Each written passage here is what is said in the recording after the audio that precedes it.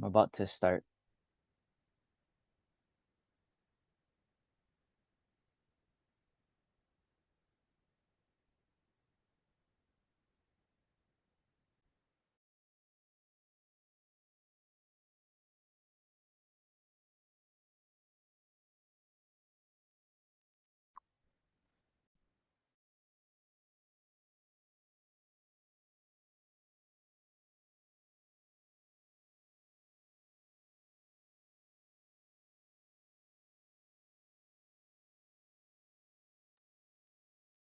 Hi, everyone. Thanks for joining. We're going to give it a couple more minutes to let people trickle in. Thanks for your patience.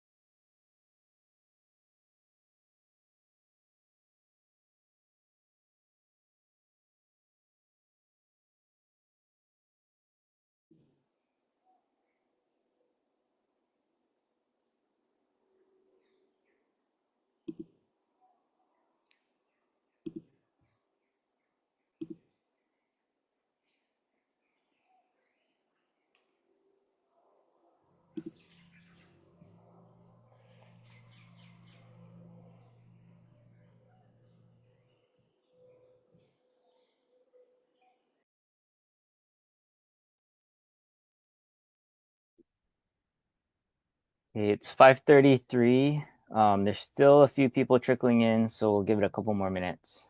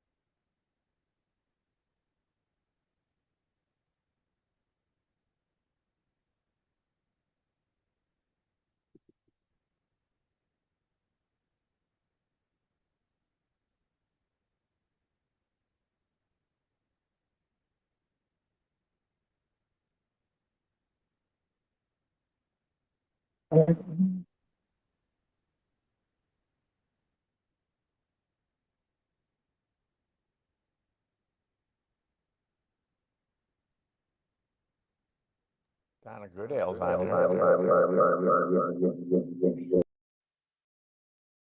Okay, it's 5:35, so let's get started.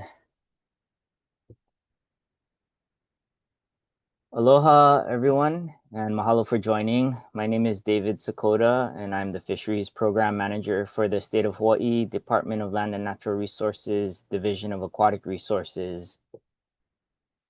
I'll be conducting tonight's virtual public hearing, joined by DAR staff providing IT support. It is now 5:35 p.m., and this public hearing is called to order.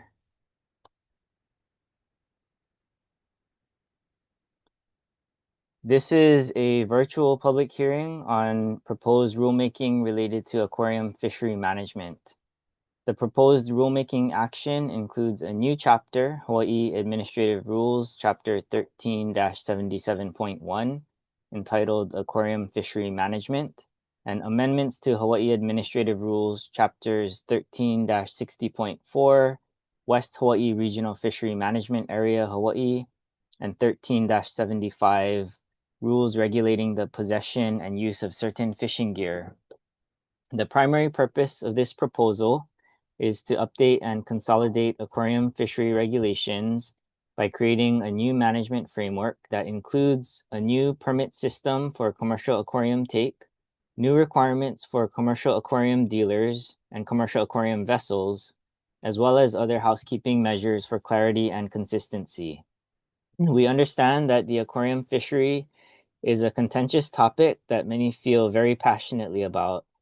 However, we ask that everyone be respectful to one another and to DAR staff throughout this public hearing, and to please refrain from using profanity or otherwise offensive language or addressing other testifiers directly. Also, out of respect to the presenters and testifiers, and so that the recording of tonight's proceedings is clear for everyone watching, we ask that everyone keep their microphones muted and cameras off when not providing testimony. As required by law, the proposed rules have been drafted in Ramsar format, copies of which can be found on the Draft Rules and Public Notices section of the DAR website. Further instructions on how to view the draft rules can be found in the official public notice published in the Honolulu Star-Advertiser and the West Hawaiʻi Today. This public hearing is being simultaneously live streamed to the DAR YouTube channel for anyone wishing to observe the public hearing but not provide testimony. For your convenience, the address to the DAR YouTube channel is at the bottom of this slide, and the link to the live stream has also been pasted into the chat. The live stream will be recorded and preserved on YouTube as a matter of public record. Please be aware that by attending this public hearing today, you are consenting to being audio and video recorded. If you do not wish to be recorded but still wish to provide testimony, the public hearing notice provides instructions on how to submit written testimony for consideration by the department. The purpose of this hearing is to provide the public the opportunity to provide comments in the form of oral testimony on the proposed rules and amendments. Approval to conduct this public hearing was obtained from the Board of Land and Natural Resources at their board meeting on October 24th, 2025. The legal notice of this public hearing was published in the February 28th, 2026 Saturday issue of the West Hawaiʻi Today and the March 1st, 2026 Sunday issue of the Honolulu Star-Advertiser. Additionally, notice of this public hearing was posted on the Draft Rules and Public Notices page of the DAR website, where digital copies of the draft rules in Ramsar format can be found, as well as posted on the announcements page of the DAR website. We will begin by watching a pre-recorded slideshow explaining the proposed changes to the administrative rules. We will then transition to the public testimony portion of the public hearing. Everyone wishing to provide testimony today was required to pre-register using the registration link in the public hearing notice and also shown on this slide. If you did register using the link, you should have received a personalized link to join the Zoom public hearing room. If you did not receive a link or are having trouble joining, please email dar.rulemaking@hawaii.gov. We will keep registration open and will monitor our email throughout the public hearing. However, if you are unable to join via Zoom, You may still provide oral testimony tomorrow at the in-person hearing, or you may submit written testimony by following the directions on this slide. Details for the in-person public hearing can be found on the public hearing notice and on the DAR website. Each person providing testimony will be given 3 minutes. To be fair to all testifiers, I will kindly ask you to conclude your testimony if you go beyond 3 minutes. If we have additional time after everyone has had a chance to provide their testimony, I will then call on those wishing to provide additional testimony. All testimony should be directed to me, not to the audience. Let's begin with a short slideshow describing the administrative rulemaking proposal.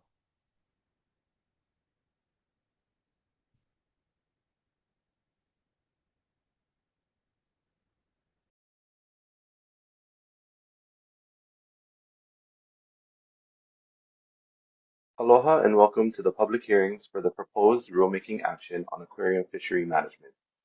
We will begin this presentation by going over a brief timeline of relevant events related to aquarium fishery management here in Hawaii, beginning with the landmark Umberger v. Department of Land and Natural Resources case.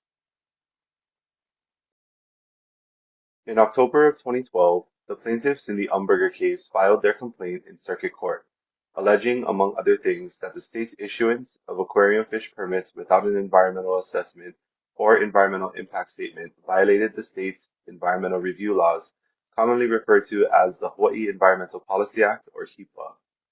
Subsequently, the court issued an injunction halting the issuance of any new permits pending the court's final ruling on the matter. On September 6, 2017, the Supreme Court of the State of Hawaii ruled that aquarium permits for the use of fine mesh nets for aquarium purposes are subject to HEPA and remanded the case back to Circuit Court to make findings in accordance with the Supreme Court's ruling. Then on October 27, 2017, the court declared all aquarium fish permits issued or renewed to commercial collectors illegal and void due to lack of HEPA compliance. Accordingly, to comply with the court's findings, on June 7, 2018,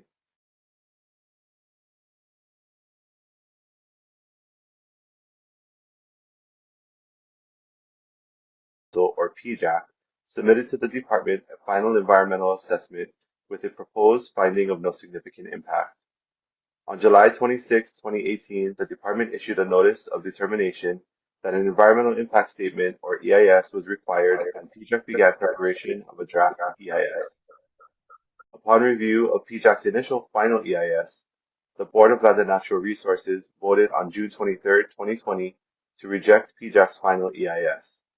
Subsequently, PJAC took the following year to prepare a revised draft EIS and revised final EIS, culminating on June 25, 2021, where the revised final EIS was deemed accepted after no additional action was taken following a 3-3 tied vote on a motion to accept the revised final EIS by the board. The validity of the acceptance as a matter of law was challenged in court, but eventually upheld in a ruling by the Circuit Court on August 16, 2022. Finally, on January 30, 2023, an injunction preventing the department from issuing aquarium permits in West Hawaiʻi was lifted, removing the last legal hurdle remaining in the string of court cases stemming from the original Umberger decision, preventing the department from issuing aquarium permits in West Hawaiʻi. In preparation to begin issuing aquarium permits in West Hawaiʻi, the Division of Aquatic Resources staff briefed the board on an analysis of DAR data from the West Hawaiʻi Regional Fishery Management Area, or WHRFMA, related to aquarium fish populations in April of 2024. Following DAR's briefing to the board, DAR prepared these rules, organizing and streamlining the way DAR manages the aquarium fishery.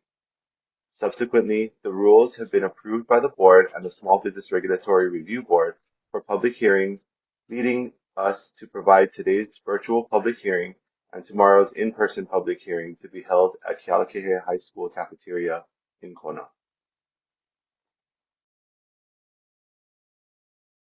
Next, I will provide a comprehensive overview of the proposed rulemaking action. The proposal includes amendments to Hawaii Administrative Rules Chapters 13-60.4 entitled West-Hawaiʻi Regional Fishery Management Area, Hawaiʻi, and 13-75 entitled Rules Regulating the Possession and Use of Certain Fishing Gear. Additionally, the proposal consolidates rules regulating the aquarium fishery into a new chapter, Hawaii Administrative Rules Chapter 13-77.1, entitled Aquarium Fishery Management. I will go over the proposed changes to each of the amended chapters and then review the proposed new chapter. The West Hawaiʻi Regional Fishery Management Area, commonly referred to as the WHRFMA, provides geographically specific restrictions and requirements for aquarium fishing within the WHRFMA. The current rulemaking proposal would repeal those provisions related to aquarium fishing within the WHRFMA and would move those provisions into the new Aquarium Fishery Management Chapter, Hawaii Administrative Rules Chapter 13-77.1, noting that all other fishing rules, including the fishing replenishment areas where fishing for aquarium purposes is prohibited, as well as all other marine managed areas within the WHRFMA, would remain in place. Hawaii Administrative Rules Chapter 13-75 deal with gear restrictions. The proposal amends this chapter by changing references in the nets generally section that currently reference fine mesh net permits used in aquarium collection issued pursuant to Hawaii Revised Statutes Section 188-31 to instead reference the new State of Hawaii aquarium fish permit issued pursuant to the new chapter, Hawaii Administrative Rules Chapter 13-77.1.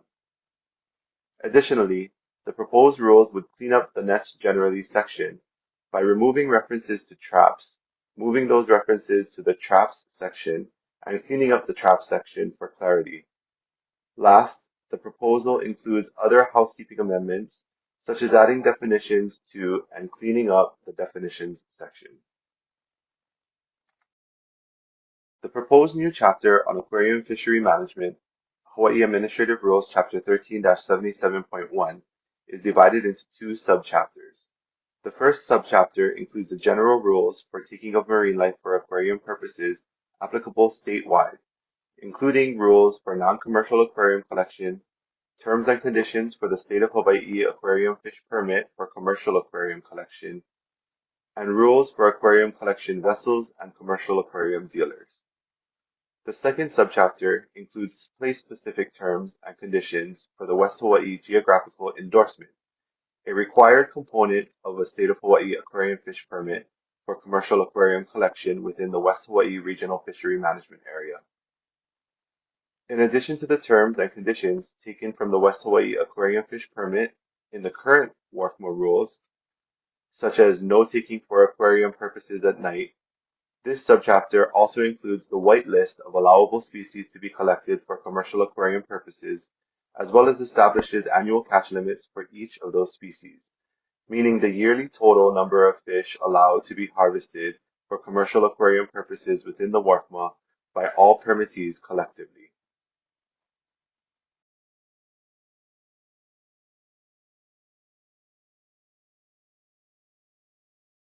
As I mentioned in the previous slide, the rules differentiate between non-commercial and commercial taking of marine life for aquarium purposes and regulate the two differently. Let's start by going over the proposed rules for non-commercial take.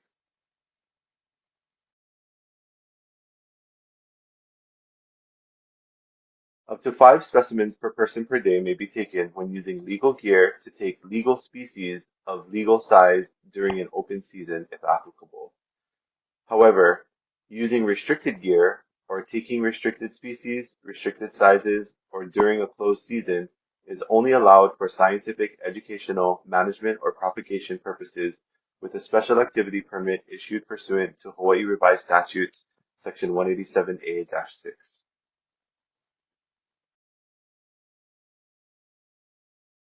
The proposed rules require a State of Hawaii aquarium fish permit for taking of marine life for commercial aquarium purposes.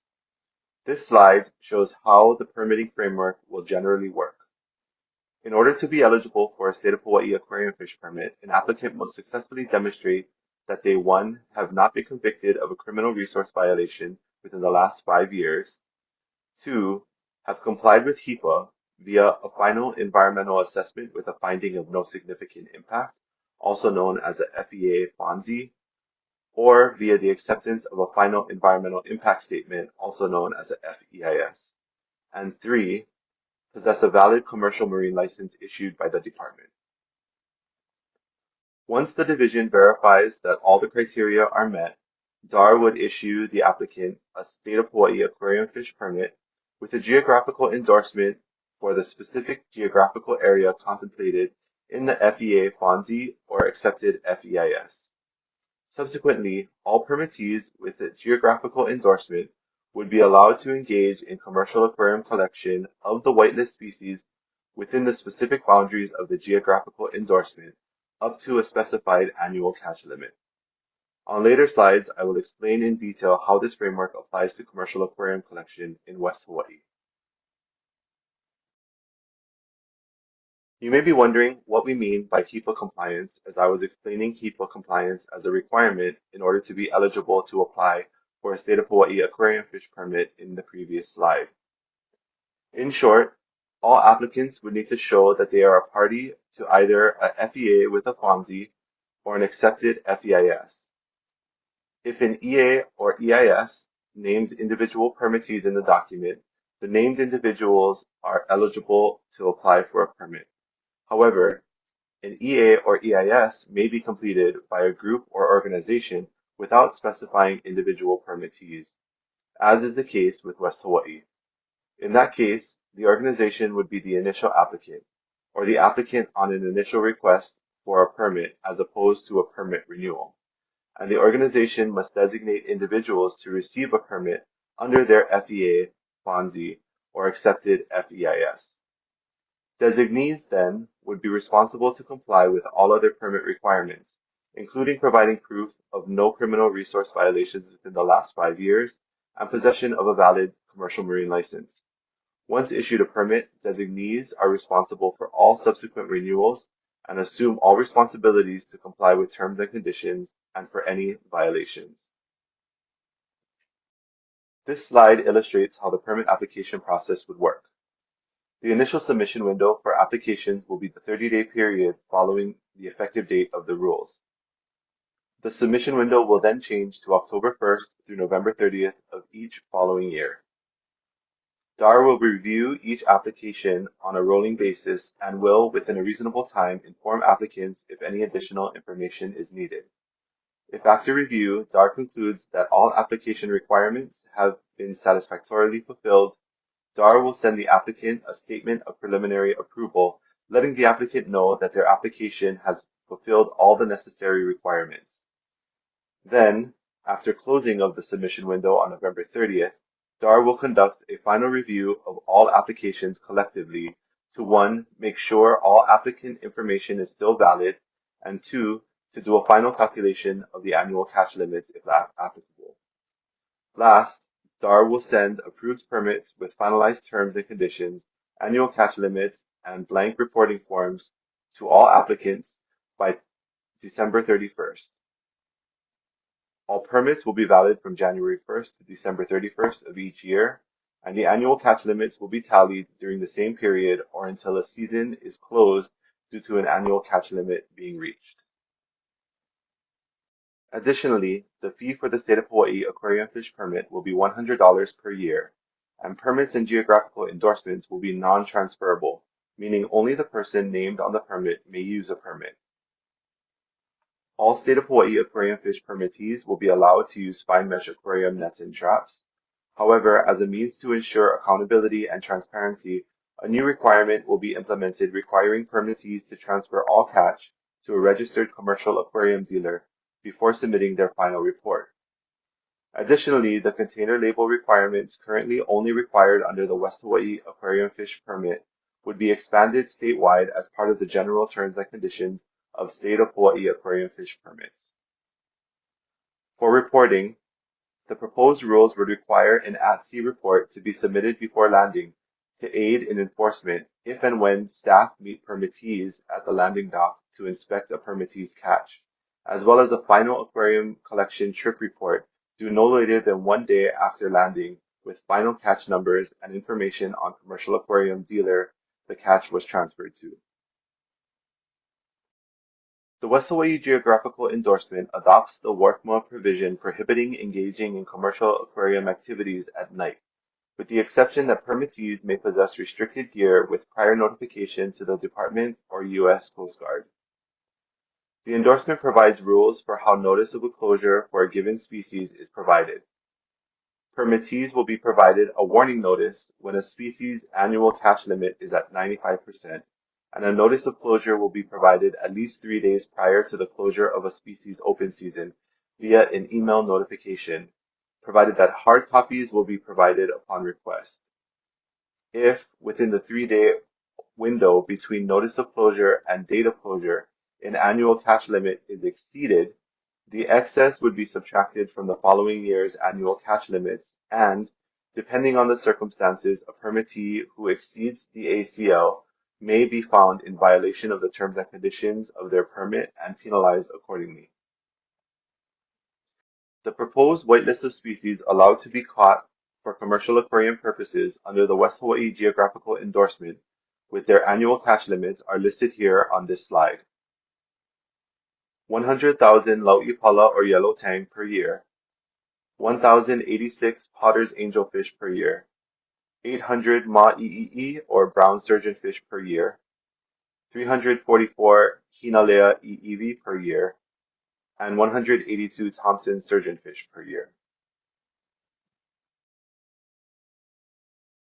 The rules for commercial aquarium vessels are generally based on the requirements currently only applicable to aquarium vessels in the WHRFMA, but now would apply to all commercial aquarium vessels statewide. The rules would require registration with the department as a commercial aquarium vessel, require all registered commercial aquarium vessels to have identification markings, including the letters AQ on the vessel and a stiffened flag or pennant with the letter A on it while engaged in commercial aquarium fishing trips.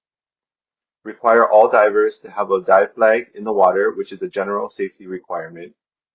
Require vessels to notify the Division of Conservation and Resources Enforcement or the U.S. Coast Guard when their vessel becomes inoperable, and allow for non-permitted individuals to accompany on board commercial aquarium fishing trips for vessel operations and as safety divers only.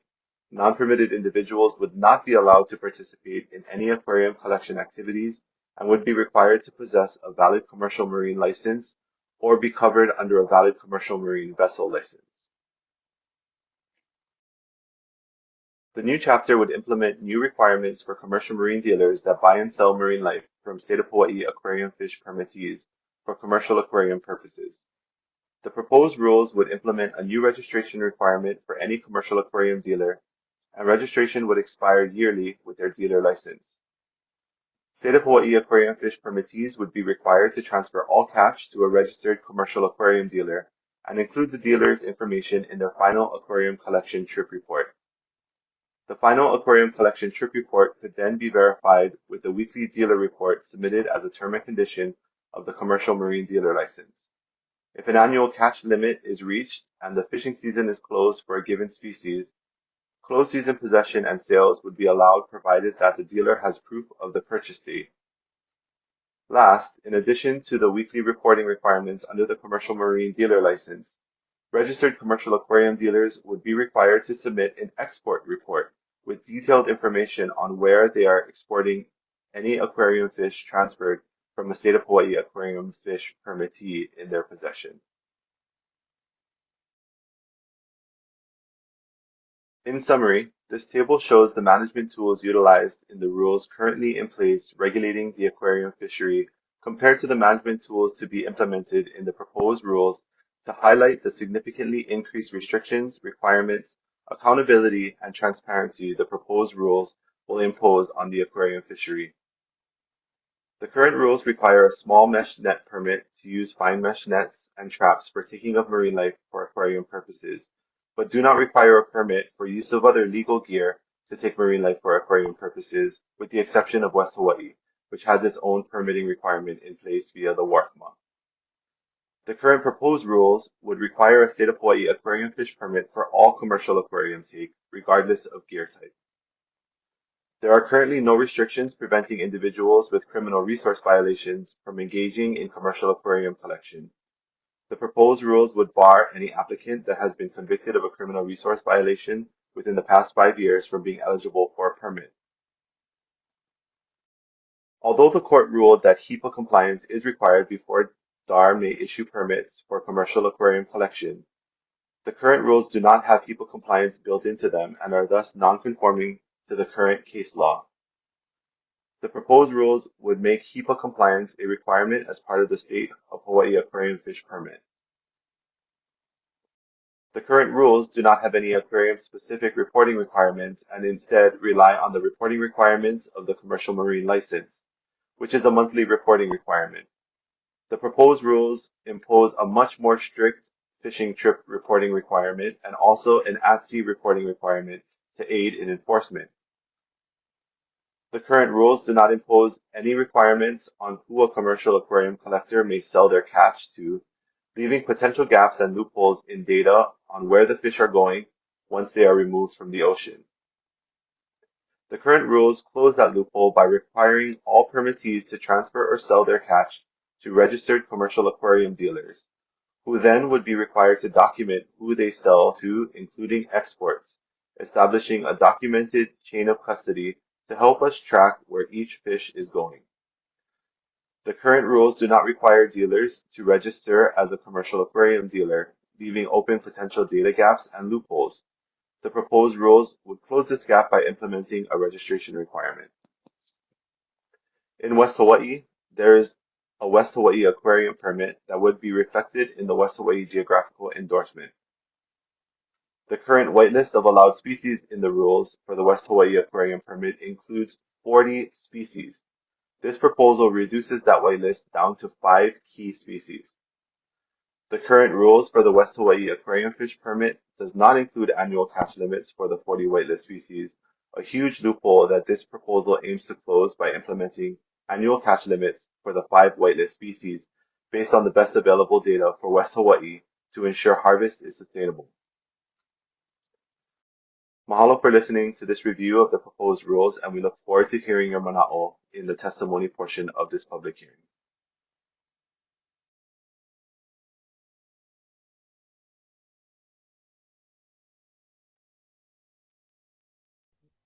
Okay, we have now reached the testimony portion of this public hearing. As a reminder, the address to the address to the DAR YouTube channel is at the bottom of this slide, and a link to the live stream has also been pasted into the chat. If you just want to listen in to this hearing without providing testimony, you are welcome to log off this Zoom meeting and view the YouTube live stream of this hearing. Once again, we ask that everyone keep your microphones muted and cameras off until I call your name to provide testimony. I will now stop sharing my screen so everyone providing testimony can be clearly seen.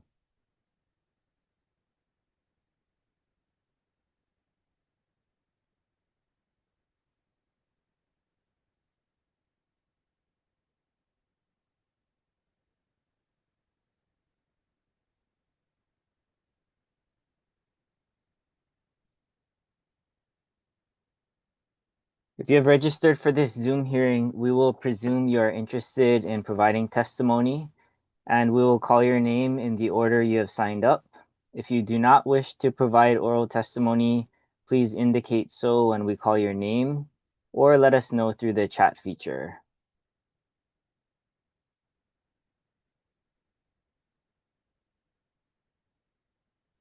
Okay, I'll now call on testifiers, and so when your name is called, please unmute yourself, turn on your video, and you have 3 minutes to present your testimony. So first, we have Mahesh Cleveland. He won't be testifying this evening. Okay, thank you. Kaikea Nakachi.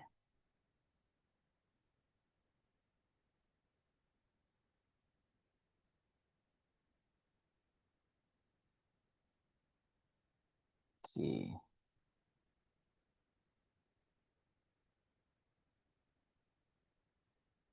Not present.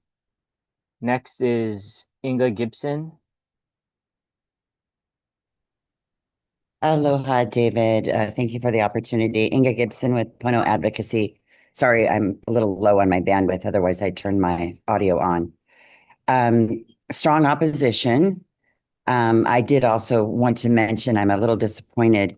I had emailed you a number of times regarding how the testimony would be weighted for this hearing, because in the past, we've noticed that those from out of the state that obviously are very profit-driven and dependent on our reef species have been submitting testimony without identifying themselves or their location. So I do hope that DAR will consider the position of the locals, the people that actually live in Hawaii and depend on these resources. And I would still expect a response from you as to how DAR will be presenting the testimony to the board.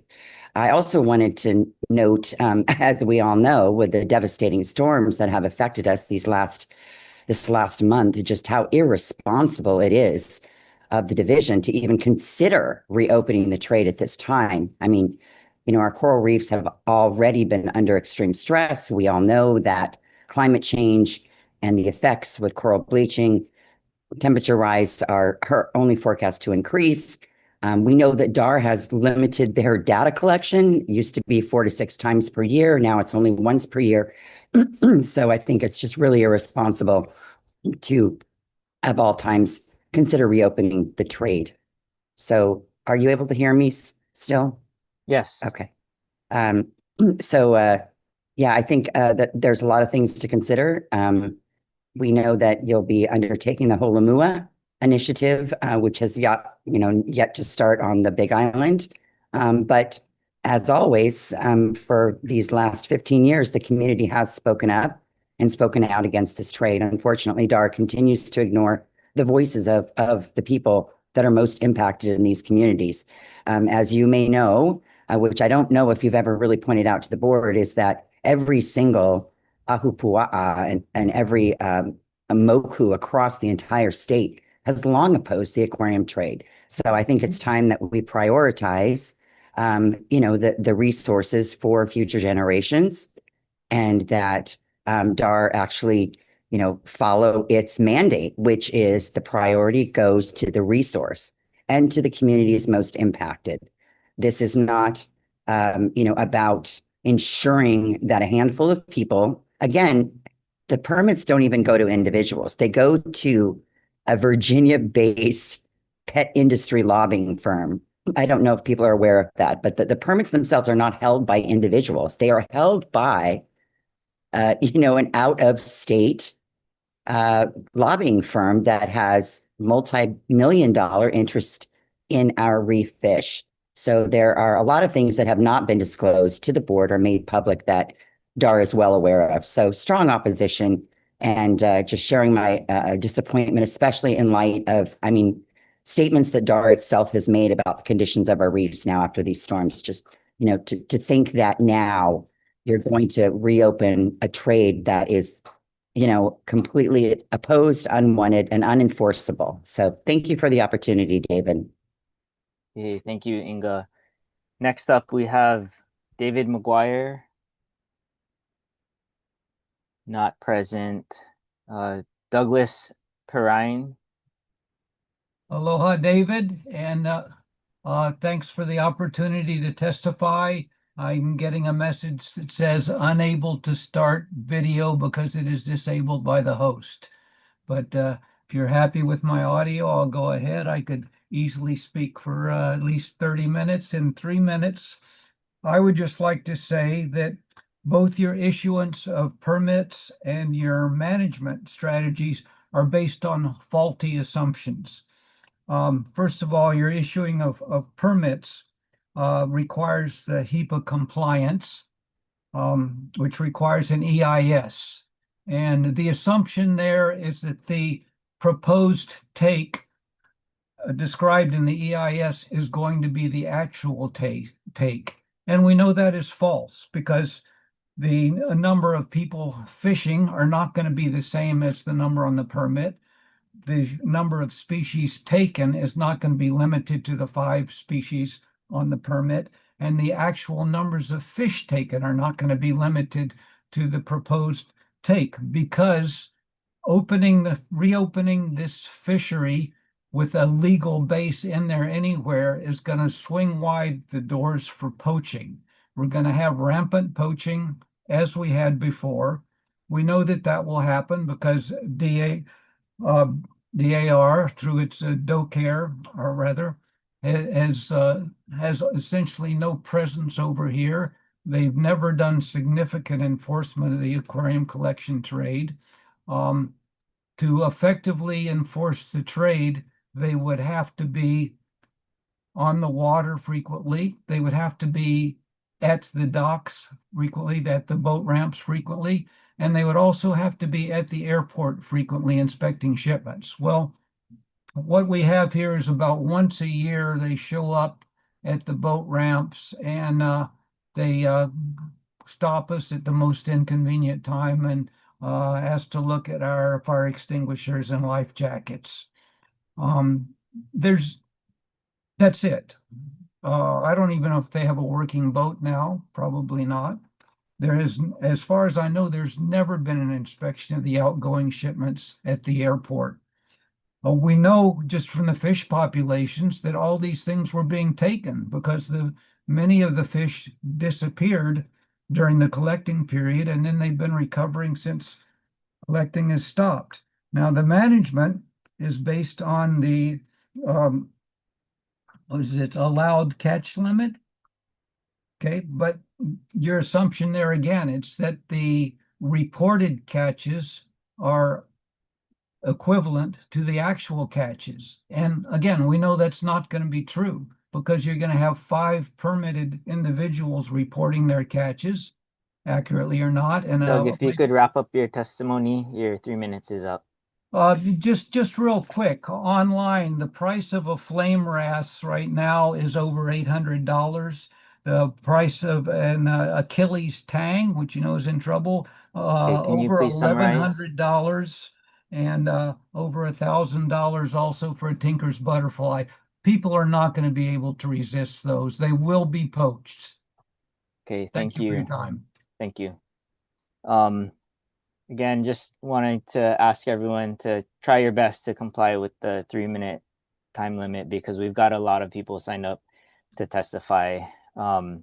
Next on the list, we have Corey Harden, not present. James Ward, not present. Topher Dean.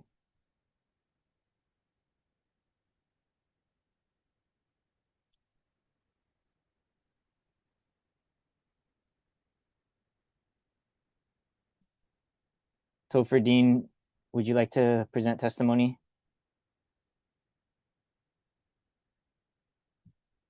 Thank you very much, David. I would. Okay, go ahead.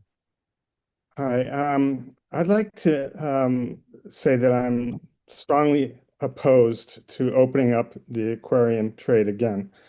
My son used to work for the DAR, and he counted fish and measured coral reef decline. And, he said the scientists would come up in tears, okay? And I don't know if you know this, but I know anecdotally, when I was his age, I would be snorkeling off of the Kohala coast, right? And when I went into the ocean, there were huge schools of tang. There would be like hundreds in each school. They were just ubiquitous everywhere, just big clouds. It was so beautiful. It was crazy. And one day, my son and I were out snorkeling together up there off of Mahukona. And we were sitting on the edge of the pier. And all of a sudden, he looks down and he says, "Look." And I look down and there's this school of yellow tang. There's like 10 in this thing. And we were just sitting there watching them undulate back and forth in the waves, And then all of a sudden he turned to me And he said, I heard schools like this were this large were common once. I mean, this is a guy who counted fish for a living for the DAR in the most remote places where people cannot easily access. He was diving from a boat, and he never seen a school, and he that was like 10 fish. Like he's never seen a cloud, just a huge storm of yellow tang. He doesn't know what that looks like, right? I mean, it was so heartbreaking that even telling you right now, I'm fighting back tears. It's you know what? It's so ironic because here's this industry and they're taking our fish and they're putting them in aquariums across the country so people can admire the beauty of the fish. Well, what about us? What about my children? What about my nieces and nephews? You know, they don't know what's not there. They don't know what they're missing because it's gone. It's heartbreaking. And, you know, clearly beauty is the issue here because that is why this industry exists, because the fish are beautiful. And we're ruining that beauty. That industry is stealing the beauty of our reefs. And is thank you. Okay, thank you, Topher. Next up, Eric Stocksdale, not present. Cheryl Weinstein, not present. Troy Tunningley, not present. Diane Ware.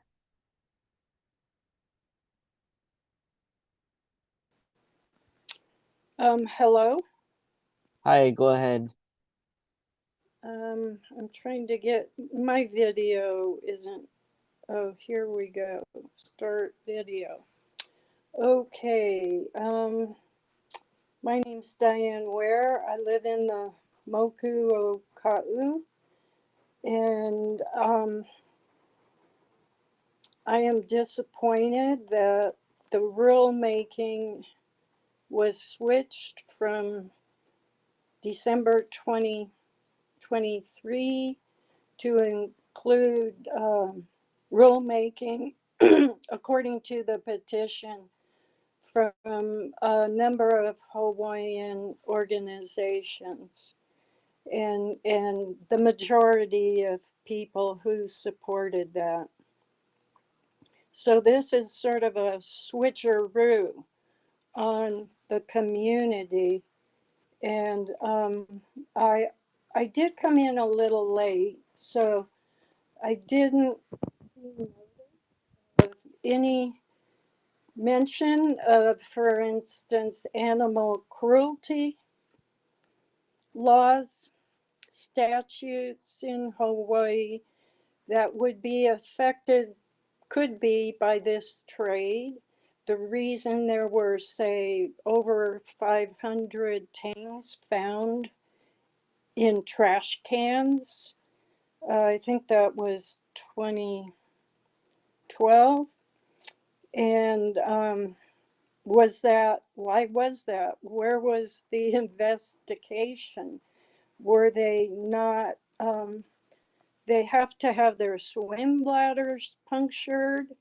And then the other lack I see is in the warehousing of these fishes and the treatment they receive, being deprived of food before they're shipped in their little baggies, and documentation of how many are shipped and how many arrive alive. So those are things, and I'm going to stop because I would like the Hawaiian community that filed the petition, I want to yield any more time to them because they should be co-managing. These reef nearshore waters were stolen, like the Aina above, and it needs to be managed like the community fishery programs all over the islands. Thank you. Okay, thank you. Next, Kaimi Kaupiko, not present. Ho'ohila Cavello, not present. Clayton Kubo.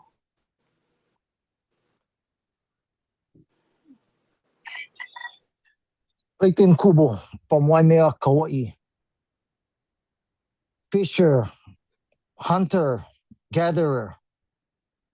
This is what we do over here in Hawaii. We go and fish, hunt, and gather. I support this rule package and bring it to the DLNR as soon as possible. Mahalo nui, aloha. Okay, thank you, Clayton. Next, we have Vivian Tolner.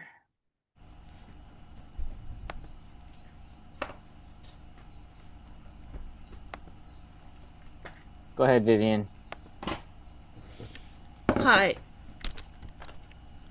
Hi. Can you hear me? I can, thanks. Okay.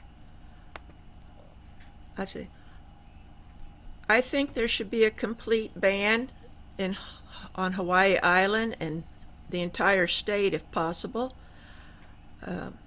Even when we had this partial ban, there was still illegal taking, and DLNR, the Department of anyway, you guys couldn't stop that. So how are you going to stop if you've got even more monitoring and more rule? I mean, it's just too much for you to do. You don't have that many officers and that much equipment and time to put into this. And there is no great abundance of fish. I have snorkeled for over 20 plus years here in Hawaii, and there is no Kona Gold Coast to see. I was blessed once to see a Kona Gold, and I couldn't believe it. I thought it looked like somebody had gone down there and thrown a bucket of yellow paint on the reef. And so when I entered the water, I saw all that was yellow tang. That's a sight to see. And it's a miracle I got to see that once in 20 plus years. And I want everyone to see that. And they're not going to see it if you're taking those fish. And again, you don't know what happens to them. Most of them are dying on the way or die right shortly after they get to the mainland. It's a waste, an entire waste of a beautiful fish and our resources, and the economy would, I mean, it's just ridiculous to think that this is allowed or wants to be allowed. Anyway, even with the poaching going on, that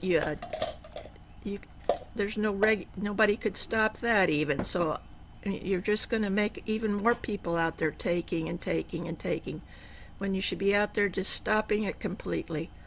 I guess that's all I have to say. Thank you for your time. Okay, thank you, Vivian. Next, we have Norma Hopkins.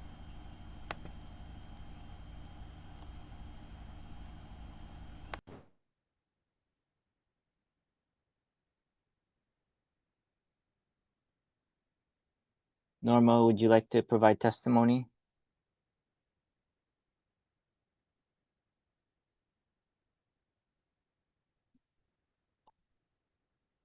Okay, we'll move on. Send us a message in the chat if you would like to provide testimony. Next up, we have Renee Umberger. Go ahead, Renee. Thank you. Aloha, I'm Renee Umberger, and I oppose this rule package.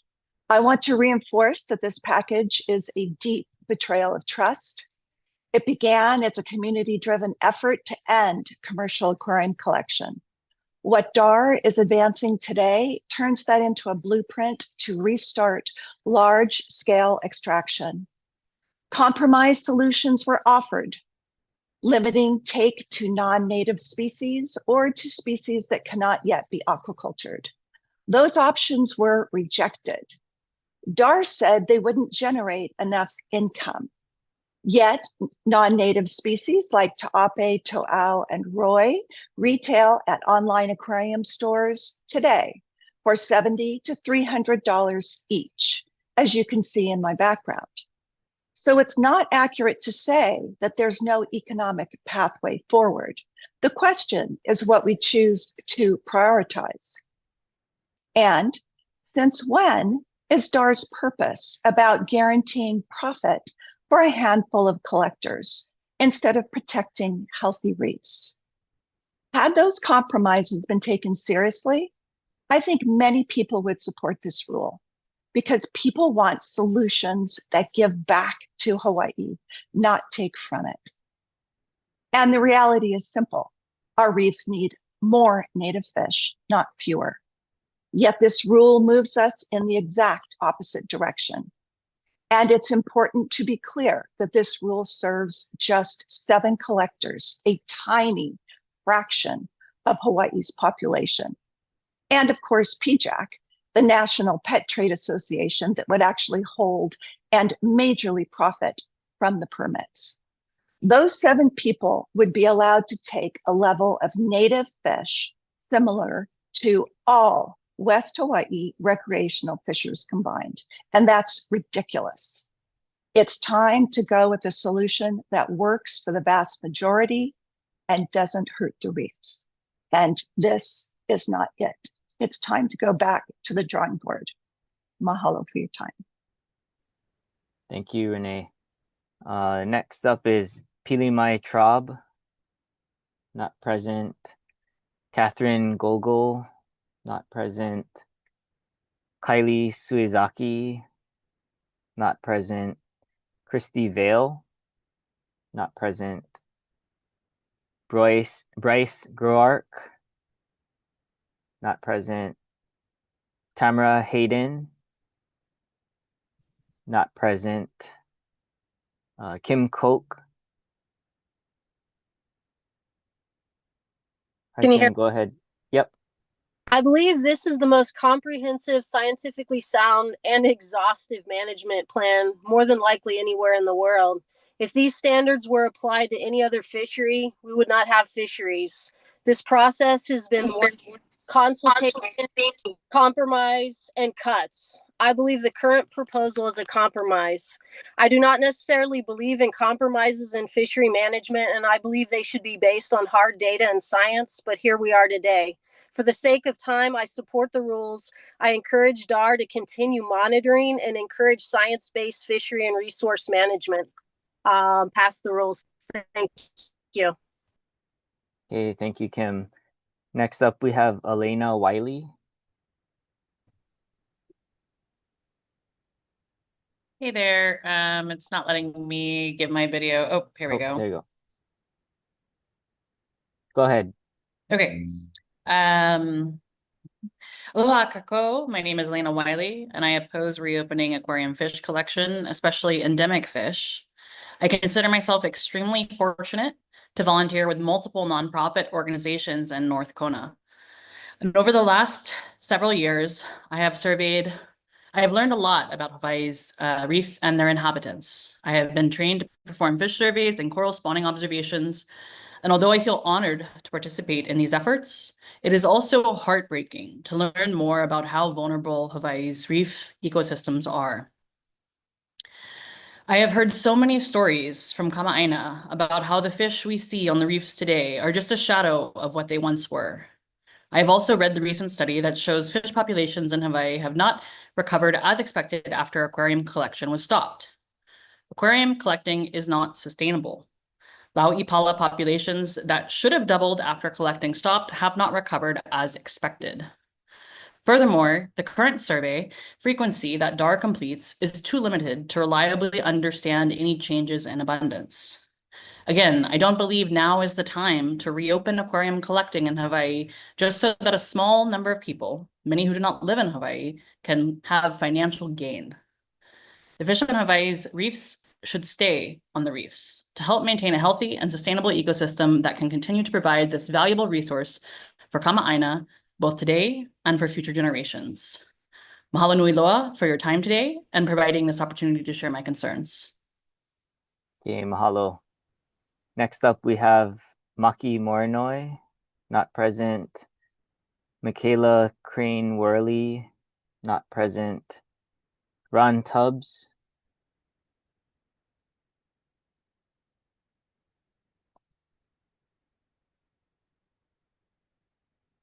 Ron, would you like to provide testimony? Yes, I would. Thank you All right, go ahead.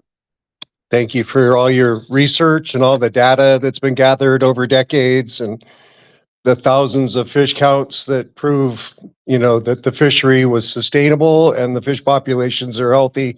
I'm looking at the 2024 West Hawaiʻi report to the legislature and the data that shows that the fourth most populous fish in the ocean currently are yellow tangs and Coley tangs.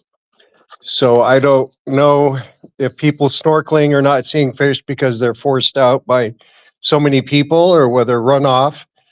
The fish don't like that. What they'll do is they'll go down deeper, they'll go laterally and move away from the runoff and the pollution. And we really need to address this problem. It's against the law to do construction without putting down some kind of runoff catchment system. You see that, you report it, please. The fish are there. They just moved out of the nearshore areas because of the pollution. We know the fish are there because we've got decades of fish counts. The West Hawaiʻi report to the legislature in 2020 shows the fish populations did increase while the fishery was active, which means that the fishery was sustainable and the fish populations increased while the fishery was going on. So we need to really look at the science. Those of you who are interested in the fishery, the state has tons of data. The West Hawaiʻi Regional Fishery Management Area data is reported every 5 years by the state. Please, I encourage every single person that's concerned about our oceans to read this data. Learn about the problems that we might have with the ocean. Work with the fishers to solve these problems. Don't believe in pseudoscience. Don't believe what somebody tells you. Believe in the scientists. Speaking of the scientists, I'm going to end on this. 21 of Hawaii's leading scientists who know the fishery better than anybody else, who spent decades studying it, analyzing the fish counts, said this: we find the disregard for the science-based management initiatives of DAR in island communities demoralizing and counterproductive. So disregarding the science and misinterpreting the science and misquoting researchers has been done over and over again. We need to understand what's going on. Read the data, read the research, read the reports. There's a large body of data and other evidence showing that the aquarium fishery is sustainably managed and that the system works. This type of science-based management should be the model for other fisheries in Hawaii. Over and over again, I've heard that this is a model fishery. We leave the large breeders.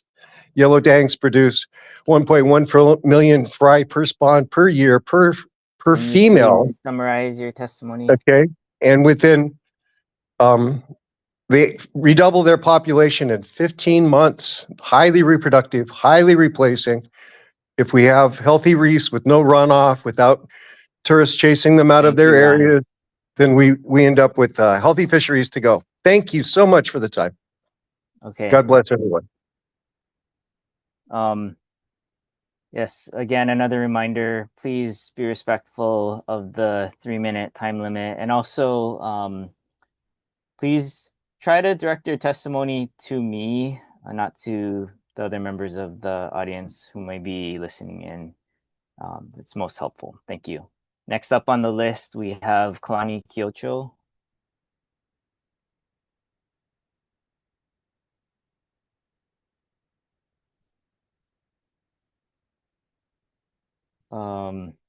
Not present. David Ramos.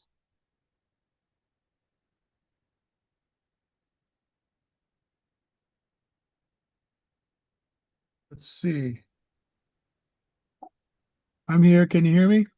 Yes, Sorry, I can't get my video to there you go. undo. Anyway, Try again. okay. Clicking the video. Oh, There you go. okay. Thank you. My name is Dave Ramos. I was a 33-year veteran of aquarium fish collecting and a very sustainable industry. I totally support the rule package. I also feel it should be open to all user groups. Please adopt these rules as they are written. Mahalo. Thank you.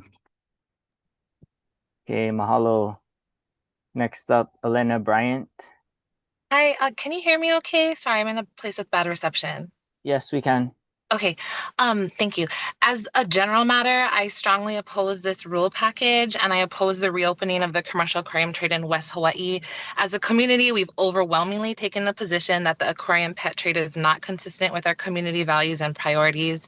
I am a member of rulemaking petitioner Ko'olaupoku Hawaiian Civic Club, and these rules are not at all consistent with the rulemaking petition that was unanimously approved by the board. I kako'o the testimony given by Renee Umberger. I was in that meeting where we suggested the collection of invasives, and the response we received from DAR was that collectors don't want to collect that. So I think that speaks volumes about who DAR is catering to with these rules.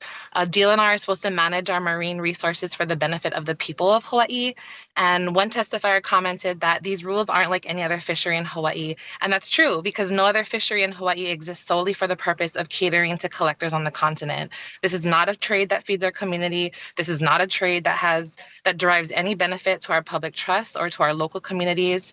And regarding the proposed rules, specifically as a general issue, if you're creating a new chapter governing the aquarium fishery, then at least some of these rules wouldn't apply in just West Hawaii. They'd apply to other communities as an EIS is prepared and accepted by the board. And we've heard through legislative hearings this session that there's an Oahu EIS sitting on somebody's desk ready for submission to the board. So if that's the case, then at a minimum, there needs to be public hearings and community engagement on Oahu as well. Are there plans to hold public hearings on these rules on Oahu? Has DAR done a kapa'akai analysis for these rules that encompasses traditional and customary practices statewide, or is it just limited to West Hawaii? And I think these are questions that need to be answered.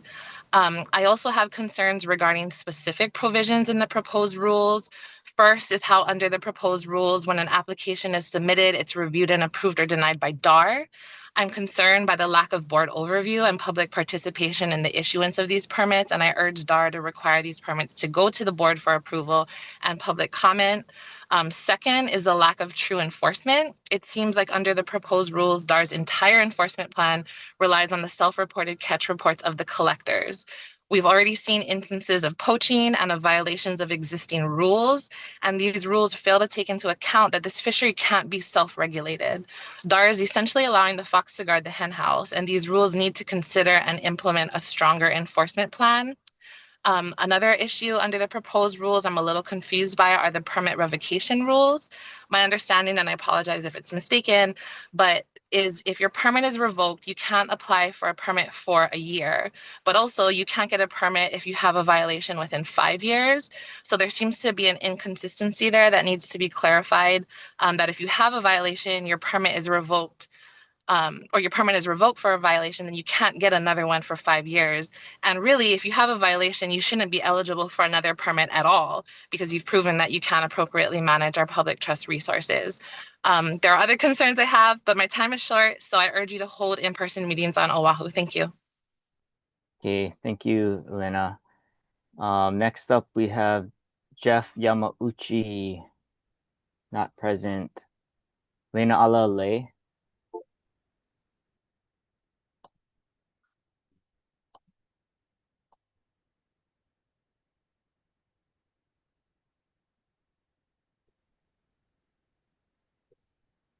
Good evening. Can you hear me? Yes, we can. Go ahead. Mahalo, David. Lena Alalei on behalf of the Office of Hawaiian Affairs. I'd like to say we oppose the proposed rulemaking because it would reopen West Hawaii nearshore reefs to unneeded commercial extraction and environmental risk. And as the previous testifier noted, would also apply statewide once the HEPA process is completed in other areas. OHA's position as an agency is rooted in the calls of our Native Hawaiian beneficiaries with traditional and customary practices that have been negatively impacted by aquarium collection in their own communities. This means, as the previous testifier also noted, that a kapa'akai analysis must be completed before these rules are implemented. This is not an optional step. It was not addressed by the EIS process, and it is outstanding. Geographically focused collection practices have had measurable and observable native effects on populations of ecologically and culturally significant fish, such as lauʻipala, and the communities and individuals who rely on these fish. DAR's authority to permit commercial aquarium collection does not mean that the agency must permit this practice. And OHA opposes DAR moving forward with this rulemaking in the middle of both ongoing litigation and a legislative session where a bill is still moving. It was actually part of OHA's package, which would ban permanently commercial aquarium collection. In either one of these processes, the legal process or the legislative process, could result in a ruling or a decision that would affect DAR's authority to move forward with this rulemaking. So this is a very inappropriate time for the agency to be moving forward. During the past 10 years, as you mentioned in your presentation, legal collection was halted pending environmental review. So businesses in the industry had to adjust to this new reality. Therefore, this is actually the perfect time to make this pause permanent as proposed in the legislation, rather than initiate a whole new regulatory system that would require intensive doe care policing and limited DAR resources to implement as proposed with a quota system. I'll note, as others have noted, that this proposed quota system limits newcomers to the industry and basically freezes in place a system that benefits a few at the expense of the many, contrary to our state's constitutional mandates to protect public trust resources for current and future generations, as well, again, as to protect Native Hawaiian traditional and customary practices that are negatively affected by this industry.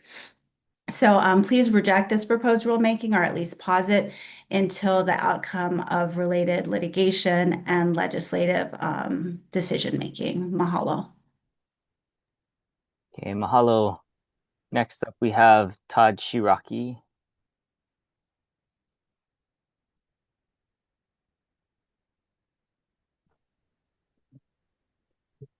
Hey, David. Hey, Todd, go ahead. I'm in long-time commercial fisherman, West Hawaii. I use the resources pretty much every week. I'm in support of the draft rules as written. Man, half of these people on here, they don't even use the resources. They haven't even been in the ocean, I bet. So anyway, I support the draft rules as written. Thanks. Okay, thank you. Next, we have Johnny Isham. Hi, can you hear me? Yep, go ahead. It's not letting me do video, Oh. unfortunately. Try again. I just Okay. turned it on for you. There you go. Can you see me? Yep. Hi, my name is Johnny Isham, and I strongly support this bill. It's time we get the local fishermen back in the water under some management and stuff like that.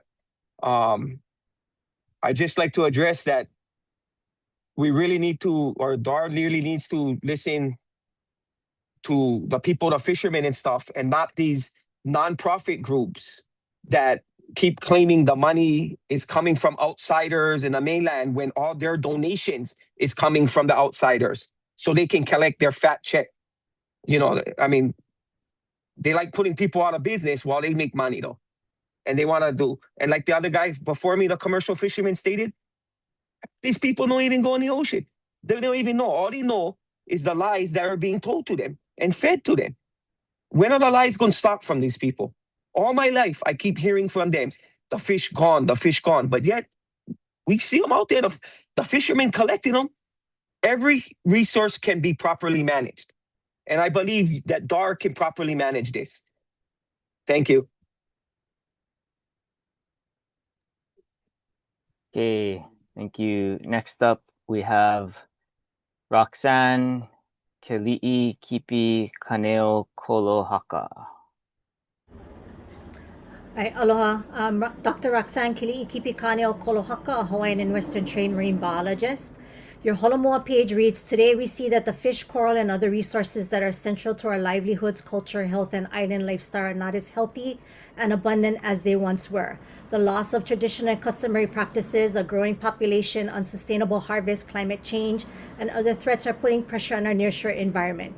You also cite a 75% decline in reef fish populations. You translate Iola na kai o Hawai'i ka nui'a as, so the waters of Hawaii thrive with abundance. However, a more ecologically accurate translation of that statement is that the waters of Hawaii are healthy because of an abundance of fish. We understand that our marine environment is a complex, highly dynamic interconnection of species and habitats. Each organism serves a particular function that contributes to a balanced marine ecosystem. So what kind of sound ethical science or conservation doctrine are you using when the actions you propose regarding aquarium fish collection further jeopardize a system already in decline? The Pono Practices pillar of Holomoa encourages responsible behavior guided by Hawaiian values and perspectives, and encourages sustainable behaviors and practices in nearshore waters. Extracting potentially millions of reef fish from already stressed reef systems is in direct contradiction to what you define as a Pono practice. Hawaiian values and perspectives stem from generations of Hawaiian scientists who have studied this unique Hawaii marine ecosystem for hundreds of years, building a data record that far surpasses that of Western science. Our science ensured that our ecological systems remain balanced on a generational scale. They are not suggestions, they are kanawai. They are ecological laws that place the akua, or the element, in the center of all decision making and action. Not a single person, not a single industry. The Holomoa goal reads, effectively manage Hawaii's nearshore marine resources through holistic management strategies and partnerships centered around community priorities, cultural practices, and local knowledge. It does not say you are centering your efforts on private interests and industries, nor does it say that the goal is to facilitate the further decline of our reef systems through such extraction practices as those done in the interest of aquarium fish collection.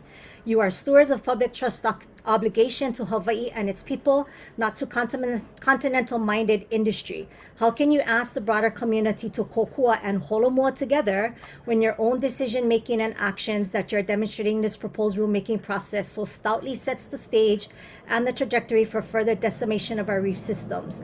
You are in a position to self-correct and focus your limited resources of funding and personnel on figuring out how to better protect our coral reefs from the onslaught of existing threats. To that end, I strongly oppose the establishment of the state's aquarium fish permit for commercial fish collection. I also oppose this proposed rule package that oversimplifies an oversight process that should be highly rigorous and investigative. I do support efforts to establish and enforce a statewide ban on aquarium fish collecting. I do support DLNR and DAR in your efforts to authentically exemplify the ideology and best practices of your Holomoa initiatives. Finally, I formally request to be consulted on a kapa'akai analysis. Ola Hawaii ka nui'a, ola I ke awa kanalo nui akea. Mahalo. Mahalo. Before I move on, we have heard some comments on kapa'akai, and it was in the notice, the public hearing notice, but I just want to reiterate that testifiers can and should provide any testimony on cultural impacts, either during the oral testimony or written testimony through this public hearing process. But thank you. And next up, we have Malia Kipapa. Hello, Chair Sakura and members of the DART division. My name is Malia Kipapa, and I'm speaking on behalf of my Kipapa Ohana in strong opposition to allowing aquarium commercial practices in West Hawaii. I respectfully urge DAR to go back to the DLNR board to ban aquarium fish collection on Hawaii Island statewide. I'm from North Kona, Hawaii, and a lineal descendant of Pahoehoe Kona, I come from generations of Lawai'a who have cared for and depended on these waters. My ohana continues to practice our traditional and customary rights as kanaka oiwi of this place. Our family relies on reef fish, crustaceans, and limu for food and for sustaining our way of life. It is our responsibility to ensure that these resources remain healthy and abundant for future generations. This extractive practice benefits only a small group of permittees, and it's a public resource for personal financial gain, while placing increasing pressure on our nearshore ecosystems. At the same time, enforcement is limited due to the lack of state capacity and support for care. It is costing us as taxpayers more to manage and allow this commercial practice than what the state generates from it. Additionally, it damages our reefs and removes fish that are a direct food source to our communities, resources we cannot replace once they are gone. For these reasons, we must take a firm stance against extractive practices that harms our ecosystems and our way of life. Aquarium collection does not align with our values of Malama'aina and responsible stewardship. We say a'ole, we do not want these practices in our waters. Mahalo for the opportunity to share my mana'o today on behalf of my kipapa ohana from Kona. I respectfully urge you to reject these proposals and not allow aquarium collection to continue in West Hawaii or anywhere in the state of Hawaii. Mahalo. Hey, mahalo, Malia. Next on the list, James Lovell. Hey, aloha, David. Thank you, Mr. Shikoda, for taking all this time. My name is James Lovell, and I support this Rules 8 package. It's been 8 years of working with everybody. You know, the public testimony that we've done for 8 years, you know, all the hearings. It's been pretty exhausted. Unfortunately, I'm getting to a point where I'm getting kind of just disappointing. It's amazing after 8 years, we still have to listen to the lies and misinformation. There is no poaching going on. Oh God, most importantly, PJAC does not own the permits. I'm one of the permittees. I will own it, not PJAC. You know, you can't enforce. I mean, come on. I've been boarded so many times. No inspections at the airport. God, we constantly have to go through, you know, everything at the airport every time it was shipped. They say half the people say the fish disappear or have disappeared to have it come back. It proves we're at a tipping point. And the other half of them say the fact that it's come back so well shows that we got to be banned. I mean, the misinformation is all over the place. I want to thank the DLNR and DAR, you know, for all their years of science and counting numbers and stating the facts and the truth. And they have got the best managed fishery in the entire world. We're a gold standard. There's millions of fish out there.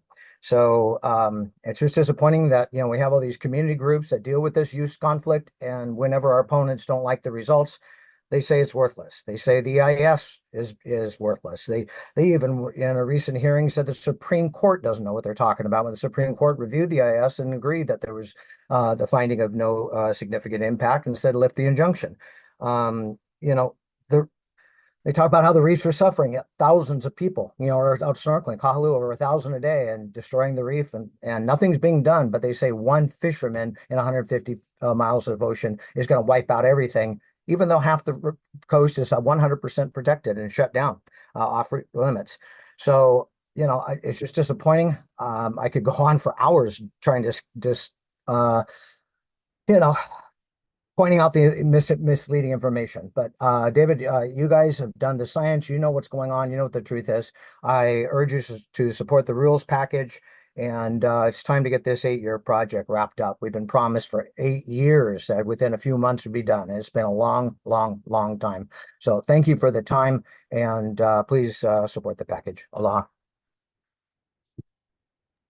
Okay, thank you. Next up, we have Kavika Ruddle, not present. Conal Ravenscraft, not present. Kanan Kretz, not present. Eric Munich,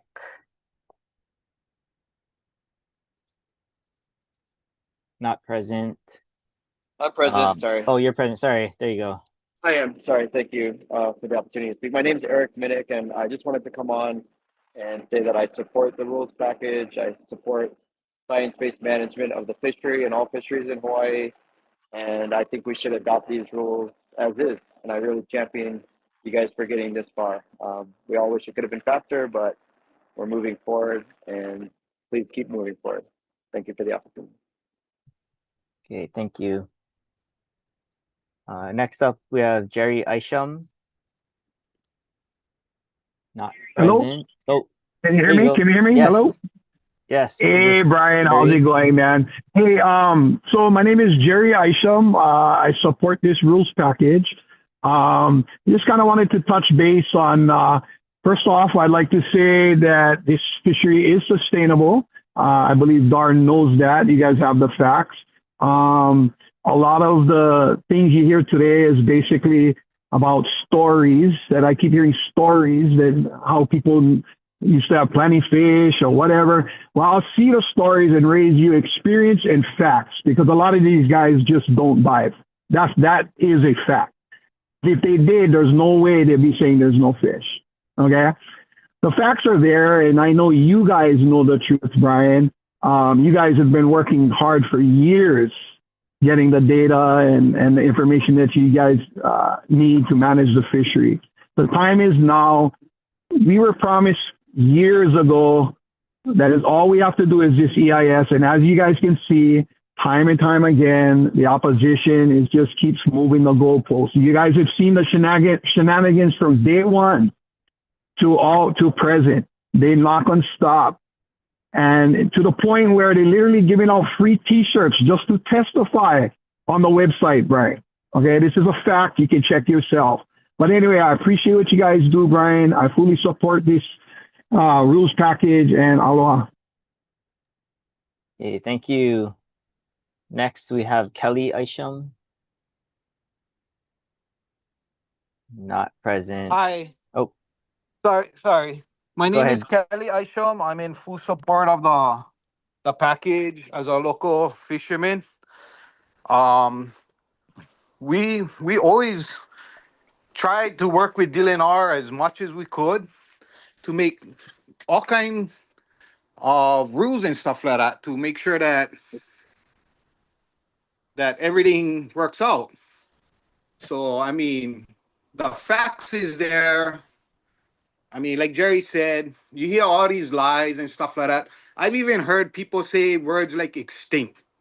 I mean, either it's extinct or it's there. Everybody know the fish is there. They just don't want us catching the fish. It's not a scientific problem. It's a personal feeling amongst the opposition.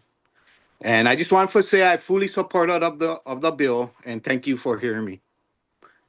Okay, thank you. Next, we Thank you. have Charles Young. Not present. Keith Christie. Not present. Eric Koch.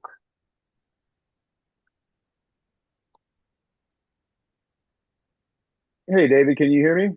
Yes, I can. Go ahead. First, thank you for putting this thing together for us tonight. I'd like to start by just saying I fully support this rules package. It's been a multi-year process in the making. Obviously, the fishermen, we've tried to comply our best with the demands of the activists, starting with the original Umberger Supreme Court ruling, that triggered the environmental review. Obviously, we did that, as you guys laid out in the beginning of the presentation. The fishermen have just gone through so much. And, to my community members that are watching this, not the activists that are set against us, I don't think I can convince them with anything I can say. But to the people that maybe haven't made up their mind yet, maybe consider that there's two sides to every story. And a lot of the things that are said about us, you may hear tonight, like guys will say, oh, these guys can't catch these angelfish without breaking the reef. And, just on that one issue, I'd like to say we submitted a video that was shot of me catching dwarf angelfish in West Hawaii by a scientist from the Bishop Museum. We submitted that to DAR. David Sakota has seen the video. I'd like to make that public. If anyone likes to see it, you can see for yourself. But you may hear tonight, guys will say, oh, it's not possible. You cannot catch this fish without busting the reef. They'll say, oh, they're taking this fish from the papa corals. None of these things are true. And that's really what I'd like to tell you guys is like there's actually another side to this story. And a lot of what you're hearing, these guys are trying to gas you up and get you thinking something's happening out there that's really not. You know, like a lot of people talk about the large yellow tangs rolling in the waves off of Li'i Drive. That's true. But the other side of that story is that we don't take those fish. If you actually look at what the fishery does and the reason why it's sustainable is because we target the small kind size when these things are recruiting in by the tens of millions for 9 months out of the year. We don't take those big ones. Those guys are basically going to live their entire life out there. No one's ever going to touch them. No user group uses them. They hit the lottery, if you will. You know, guys will say, "Oh, this is done by PJAC." You know, PJAC is this big evil conglomerate on the mainland, and these guys are making millions of dollars off of West Hawaii's reefs or off Hawaii's reefs. That's just not true. PJAC is merely an advisory council that came in to help us local fishermen. We weren't well equipped to do an environmental review that these activists asked for. You know, an EIS is a major undertaking, especially to ask upon some fishermen. So merely all these guys did was come in and they tried to advise us through a very complicated process. The permits belong to local people, period, full stop. Anything else is just defamatory. You know, I've been in this thing long enough to remember when, you know, limited entry was a management tool that used to get proposed. And by way of this process, it's obviously drawn the fishery down tremendously. It's made it much smaller. It's also made a lot less participants being able to participate in it. It's not by us, it's by process. And now that's actually a liability. Guys are mad at us that we don't have more people Could you participating. wrap up your testimony? That's it. Thank you for your time. Okay, thank you, Eric. Again, just a reminder to those testifying, please direct your testimony to me.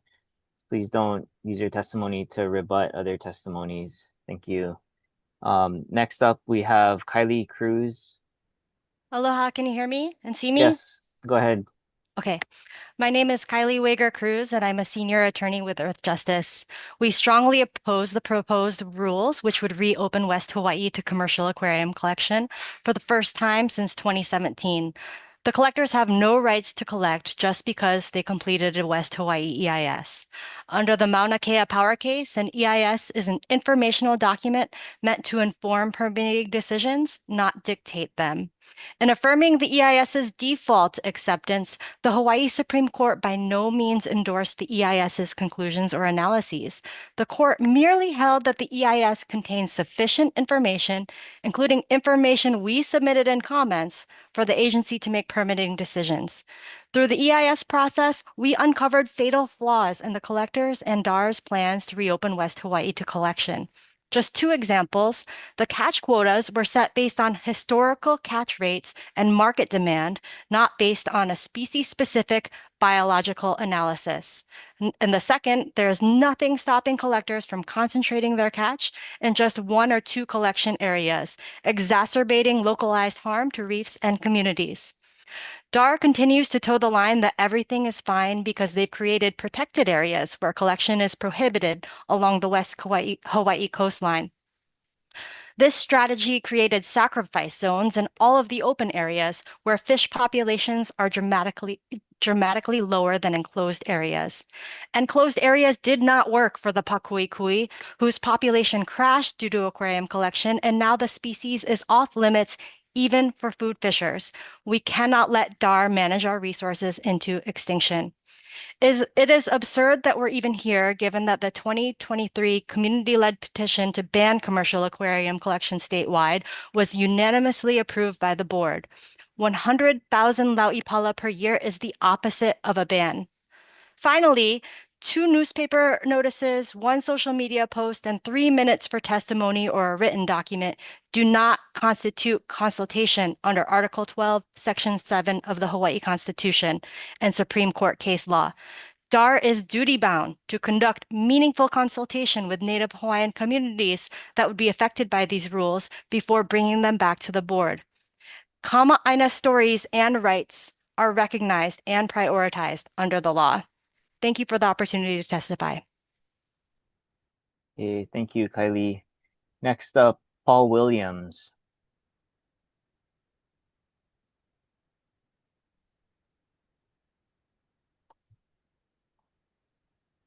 Paul, would you like to provide testimony?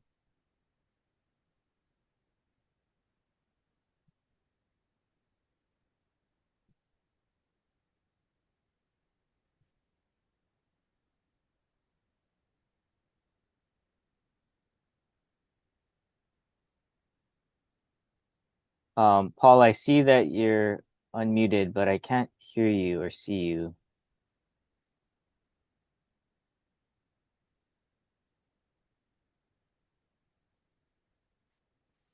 Can you hear me? Yes, now we can. Go ahead. Okay. Yeah, I know it's intimidating to be here and reason against hysterical environmental evangelists. I know Ron Tubbs and I know Dave Ramos and Gary and the brothers Jerry and Johnny. They're good people and they're not lying to you. And neither are any of the other people on our side of the table. We love Hawaii. We are Hawaiian. You get rid of us, you get rid of a part of the diversity of Hawaii. And I don't know if you went down Ala Moana Boulevard lately, but you can't see the mountains, you can't see the sea. All you see is high rises. Seen enough of cities to last a lifetime. Thank you. That's it. Okay, thank you, Paul. Next, we have Nick Ramirez.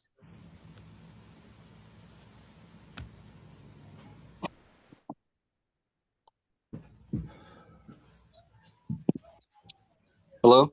Yep, go ahead, Nick. Oh, Sorry, you need to unmute, and then you can also start your video. hello? Yes, go ahead. Oh, okay, thank you, David. I support moving forward with the rules package, and I also support the science-based management that the DAR puts in place for the aquarium fishery. I want to say that the aquarium fishery, for a lot of people, they don't know, but it is was a very well managed fishery. I think the DAR,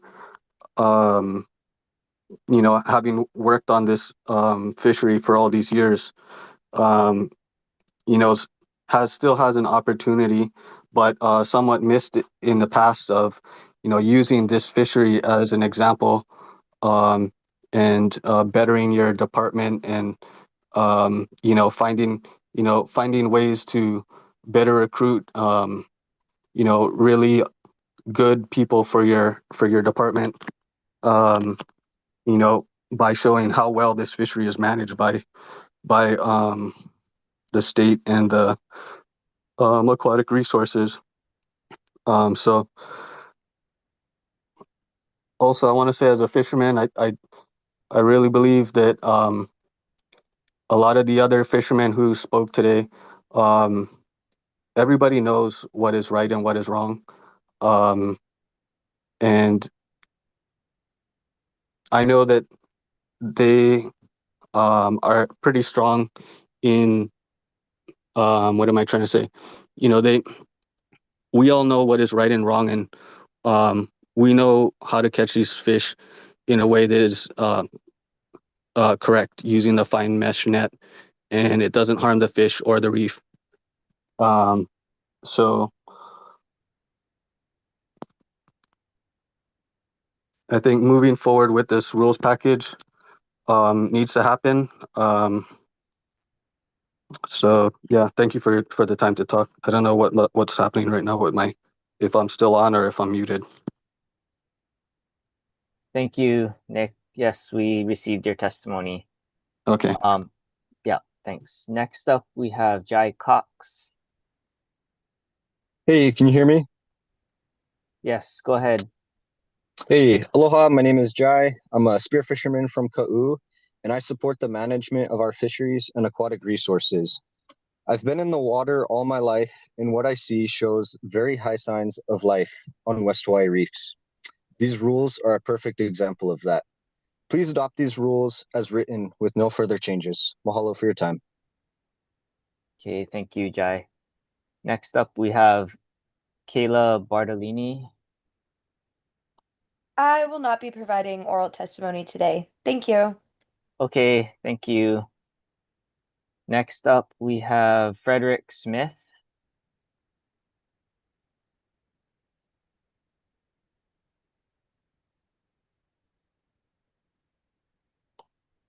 see. I don't see him on. Okay. Next, Riley Koch. Hey, can you guys hear me? Yes, go ahead. Hi, everyone. My name is Riley.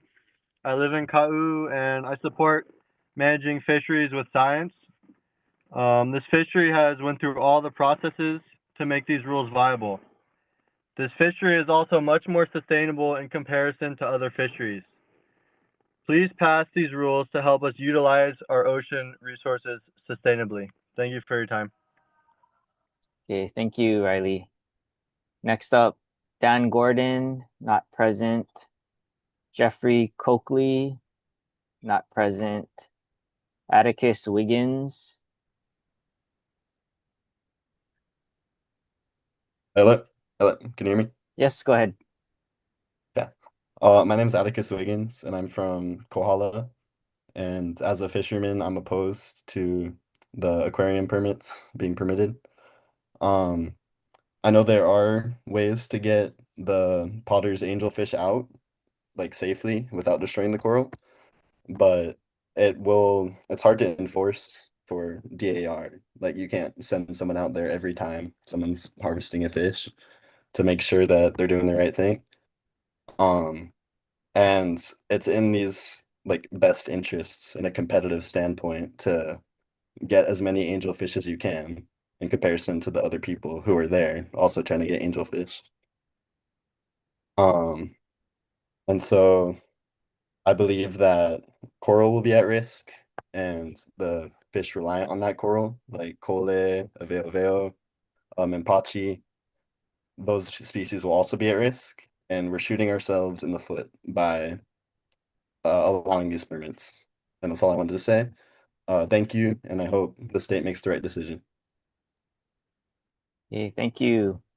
Next up, we have Donna Goodale.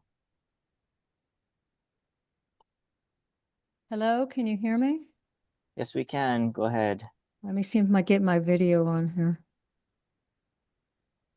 Okay, my name is Donna Goodale, and I do not want to see the aquarium fishery reopened. I am speaking for myself, but I have sat on the West Hawaii Fishery Council for almost 20 years, if not more than that. I lost track. In 1998, Act 306 created the West Hawaii Fishery Council specifically to work with the conflict between the aquarium fishermen, the rest of the people in West Hawaii, and in many cases, the Native Hawaiians who live here and have for generations. Very briefly, and once again, I am speaking for myself, not for the Fishery Council, but I have been involved in this for the last 20 years. The amount of conflict that this produces is quite large, and to allow 7 fishermen to start fishing again, despite the enormous conflict that it creates, seems to be a little bit weighted in the wrong direction. It is very difficult to enforce this. Enforcement in West Hawaii is almost non-existent. And without enforcement, there are always going to be people who take advantage. And there could be poaching throughout the state. We don't know where the fish came from. I know you're going to do your very, very best to track each and every fish, but it's going to be very, very difficult. And several people have talked about Potter's angels. I have heard that to catch a Potter's angel, it can be very destructive to the reef. I personally haven't been there, but that's a possibility. And our reef is already in serious jeopardy due to global warming and runoff from the land and cesspools and septic tanks, et cetera, et cetera. I work with swimmers and snorkelers and scuba divers and a vast number of different types of recreational fisher, and none of them are in favor of opening the aquarium fishery. And I know that the Native Hawaiians that I have as friends who I've sat with on the council are vehemently opposed to the aquarium fishery. So for a variety of reasons and for the size of the conflict and the minimum number of fishermen affected, I do not believe that the fishery should be reopened. Thank you very much. Okay, thank you. Next on the list, we have Chad Wiggins. Yeah, thank you very much, David and Dar. I'm going to reserve my testimony for tomorrow in person. I was here to support my family, so thank you very much. Okay, thanks, Chad. See you tomorrow. Next on the list, we have Jonathan Scheuer. I believe you also are going to reserve for tomorrow. Is that right, Jonathan? No, I'm going to go today. Ah, okay. Miscommunication. Go ahead, Jonathan. Aloha, David, and all the DAR staff who are supporting this hearing. My name is Jonathan Likeke Scheuer. I'm here on my individual capacity. I'm not speaking for or against the rules this evening, but about process, particularly about the Kapa'akai process. I think when issues are as contentious as they obviously are, it's really important to get the process right. And Kapa'akai is critical. It helps enforce Hawaii State Constitution, Article 12, Section 7. My personal background in it is that I've served 8 years on the State Land Use Commission reviewing Kapa'akai analysis and accepting or rejecting them. I've actually helped prepare them as an applicant before the Water Commission, and I've spent years reviewing them also as somebody who appears before the DLNR, the Water Commission, and other entities. Everybody knows the 3-part test of Kapa'akai, which in Pidgin is what you get, what you're going to do, or what's going to happen and what you're going to do. And I think it's really critical to get that right in this process in conjunction with the rulemaking, which is required under the recent Flores case, Ohana case. I want to give us background to everybody in case you didn't read the full notice, and just point this out to Dar. It's a little weird. The notice says DAR is especially interested in gathering testimony on impacts, any impacts these proposed increased restrictions and requirements on the aquarium fishery may have on local independent small businesses. And then DAR is also seeking testimony identifying any Native Hawaiian traditional and customary rights and practices. I'm not sure why you're the especially in one and not in the other, because they're both required. But the main thing I want to try and convey in this testimony is 4 main points about how I think the Kapa'akai analysis needs to go forward. First of all, the form that you get information from is really important. I understand you're asking for information tonight, and there's information in the CIA that was produced, but that alone is not sufficient. For very obvious reasons related to traditional and customary practices, many people aren't willing to go into a public forum and share where they're fishing or how they're using particular fish or other resources that might be implicated by these. And just to be really clear, and it's because other parts of DLNR, like the Water Commission, have gotten this wrong repeatedly, the burden is not on the practitioners to come forward and say what their practices are. The burden's actually on the agency to identify what the practices are. And that really goes to my second point. It needs to be site specific. Even though when you're talking about regional fish populations and you might be tempted to say, well, the impacts are all regional, obviously practices differ along the coast and across the archipelago, and resources differ across the coast. So there might be a fish that is generally abundant, but not particularly abundant in other areas. I'll quickly wrap up. I see my time is up. 2 last points. First is, the third is, who does the analysis is important. You can't just have anybody doing a Kapa'akai analysis. It actually has to be somebody trusted in the community, so you're likely to get meaningful input from practitioners, and timing is important. It would have actually been really useful to come in with a draft Kapa'akai analysis prior to this hearing for people to react to and comment on. Thank you for the extra time. I appreciate the opportunity to testify. Mahalo, David. Okay, thank you, Jonathan. Next on the list, we have Rufus Kimura, not present. Darrow Smith. Hello. Hi, go ahead. Hi. Aloha. Just nice to be able to exchange information with people. I'm really in support of the rules package. I have no idea why I have this background on me. I had a different background, but I support the rules package. I've been involved in this since probably the first person to debate Renee. I'm sorry, don't want to mention the people specifically. Okay, I'll redirect my testimony towards you. So I support the rules package. I think this is going to be the most heavily managed fishery in the state.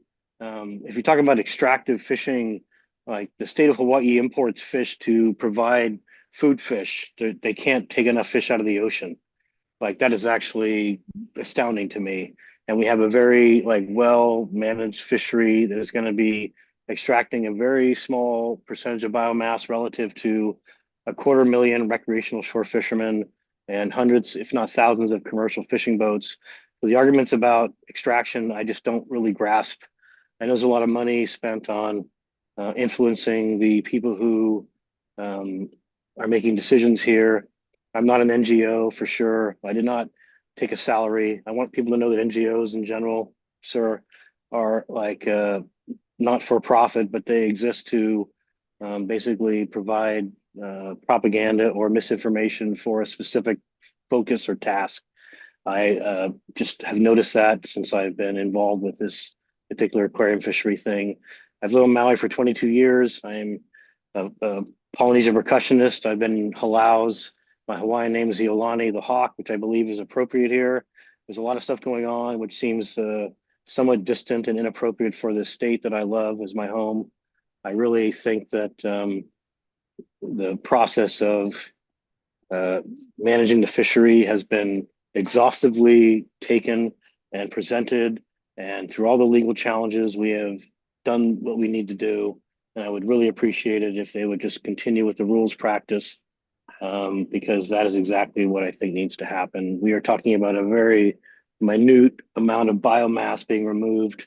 And I know there's a personal preference for people not to have that used for a particular preference, like putting in tanks, but I drive down the road all the time in Maui and I see people just selling fish out of the side of the road for people to eat. And I know that becomes a commodity as soon as that shoreline recreational fisherman decides to sell it out of his truck. So there's no difference between that and a person who collects an aquarium fish in a sustainable manner and then sells it to provide food for his family. They are equivalent. There's no difference, and we are taking way less. We're using it for a purpose you may not agree with, but the biomass percentage is like minutia compared to food fishing in general.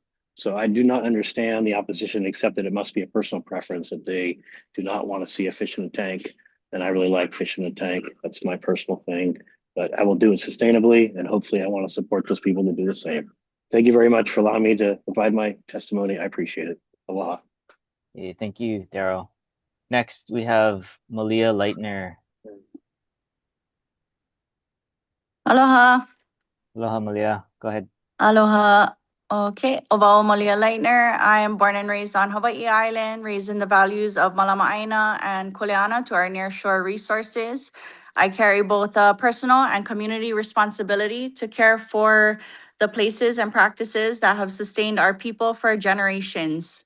DLNR and DAR, as written in your mission statements and summarized here, are entrusted with a clear kuleana to conserve, protect, and sustainably manage Hawaii's natural and cultural resources for present and future generations. That responsibility requires decisions that prioritize the long-term health of our ecosystems and communities. With that in mind, I respectfully offer the following.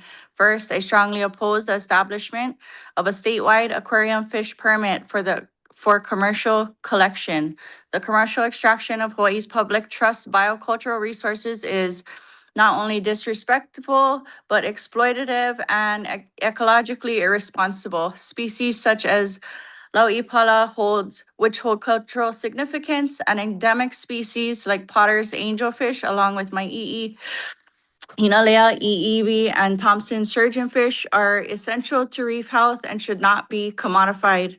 Moving forward with their extraction is inconsistent with the state's responsibility to protect these resources. Secondly, I firmly support the repeal of the West Hawaiʻi Aquarium Permit and associated rules under HAR Chapter 13-60.4 and oppose establishing HAR Chapter 13-70.11 Subchapter 2, including any West Hawaiʻi-specific terms, species, whitelist, or catch limits. The only acceptable consideration, I feel, would be the limited take of invasive non-native species. Third, I do support the repeal of aquarium fishing vessel registration and oppose shifting those requirements elsewhere. I also oppose statewide rules being heard only in Kailua Kona. Decisions of this scale, I feel, must be accessible across all islands to ensure meaningful and equitable community participation. Fourth, I oppose the proposed commercial aquarium dealer registration and requirements. I feel they lack meaningful compliance, fair economic standards, and adequate reporting. Both the DLNR and the Small Business Regulatory Review Board recommended a fee structure based on gross income, yet the current proposal minimizes this by treating aquarium collection like other commercial permits. It is not comparable. For a minimum permit cost, significant profits are generated, often benefiting markets outside of Hawaii, while the environmental and cultural costs are carried by our reefs and our communities. Testimony has already shown that harmful practices, including coral breakage, occur, placing responsibility on the state for allowing it also. Fifth, compliance under these proposed rules is not credible. This system relies on self-reporting within a high-profit industry where underreporting and poaching are well documented as well. Enforcement capacity is already limited. Recommendations, I'll wrap it up. Recommendations from DOCARE highlight the need for stricter controls. Taken together, these proposals do not meet the standard of protecting outline of the protections outlined in DAR and DAR's own missions. They expand extractive industry rather than safeguarding Hawaii's resources for future generations. Commercial aquarium collection is not a cultural practice rooted in reciprocity. It does not reflect Malama Aina, and as you stated, the cultural significance and impact. What we choose to allow today will determine future generations, whether future generations inherit abundance or absence. Mahalo. Okay, thank you. Next on the list, we have Leigh Leitner, not present. Next, Blake McNaughton. Oh, sorry. Go ahead, Leigh. Okay. Auntie Leigh. Thank Mahalo. you. Can you hear me? Yes, we can. Go ahead. My name is Leina Kekealani Leitner, and I strongly oppose the establishment of the state aquarium fish permit for commercial aquarium collection. Extraction of our resources for commercial aquarium collection is disrespectful and has become exploitive and unmanaged and a human act of waste food for the dollar. If our state supports commercial aquarium collection, it would be hypocritical and a bad precedent setting to invest millions of dollars in a green fee project. Again, I oppose the establishment of the state aquarium fish permit for commercial aquarium collection. And I also oppose statewide rules in the rule package submittal being discussed in an in-person public hearing only held in Kona. Because hearings on state rules, such as when considering statewide rules, should be highlighted and heard in person on all of these islands. Thank you. Okay, thank you. Next on the list, we have Blake McNaughton. Go ahead, I made it. Mahalo kako. Good to see everybody. My name is Blake McNaughton. I represent Maka'analoa Fishing Association. We're a hui of over 100 ohana from East Hawaii, Hilopaliku. Shoreline fisherman. I'm a lifelong fisherman. I oppose these rules. I oppose aquarium fishing. And it's for a really simple reason. It's super well documented that the mortality rates of those fish once they come off of the reef are pretty high. Estimates of up to 95%. You know, and even if we say 10%, even if we say 25%, if you guys came along and you guys came down to a fishing spot and somebody had left a quarter of their bucket of fish in the tide pool just to rot, I know what you guys would say. Oh, that's pilau. They're wasting. And that's essentially what happens with this fish industry. And it's no getting down on our fishers over there that have testified. I'm sure they're doing their best and they want to malama those fish and take them as best they can. But they don't see what happens down the line. And it's super well documented that the aquarium industry is not a pono fishing practice. We don't support it here. Our fishers don't support it. I really hope that we can figure out something to help these fishers that depend on this industry, but we're against any sort of aquarium fishing. It's wasteful. Mahalo for you guys' time. Aloha. Okay, mahalo. Next on the list, we have Randy Cates.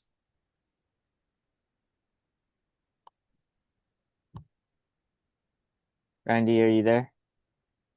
I'm here, David. Can you hear me? Yes, go ahead. All right, thank you, David. Just a couple comments regarding the rule package. If I understood right, you have the assist diver would be required to have a CML license, but not being allowed to catch fish. That seems a little odd to me, just as a practice. If you're going to require them to have a license, because when you, for the reporting purposes, it seems that there's a little bit of conflict there. The other thing I want to say is, I've been involved in Hawaii's fisheries since about 1972. I think I even participated in a turtle fishery. And I've been, from pelagics to surround netting, shrimping, aquaculture, you name it, fisheries management. And fishermen have only survived based on science. What we're seeing here is a lot of emotion, and other forms of fishing get attacked as well. Aquaculture is a great example of that. The very agency that now opposes this fishery once opposed aquaculture when I was going for a lease.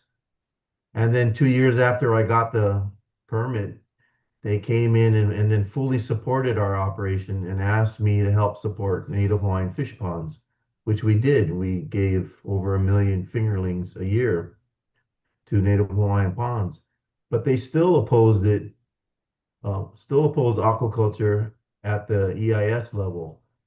So to hear a fisherman oppose this sustainable fishery as we just did, it's this is the window into every other fishery.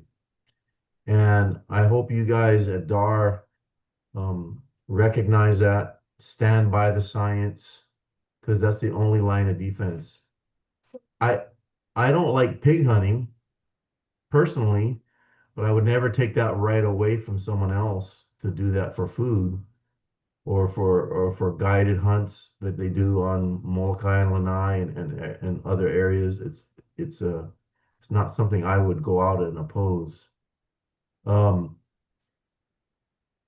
once again, I just want to say that if you're truly a fisherman and you oppose this, be very careful, because these very groups that are opposing this, they all opposed me when I did open ocean aquaculture. They were all there opposing it.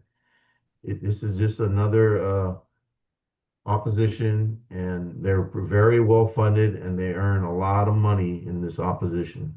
They all show up in the same shirts. They all get trips flown here. They all eat breakfast at Nico's after every hearing. I see it. So with that, I'll end. Thank you. Hey, thank you, Randy. Next on the list, Alexander Min, not present.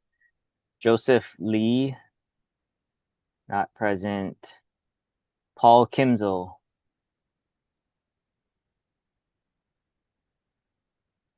Paul, are you on? Oh, go ahead. Yeah, can you hear me?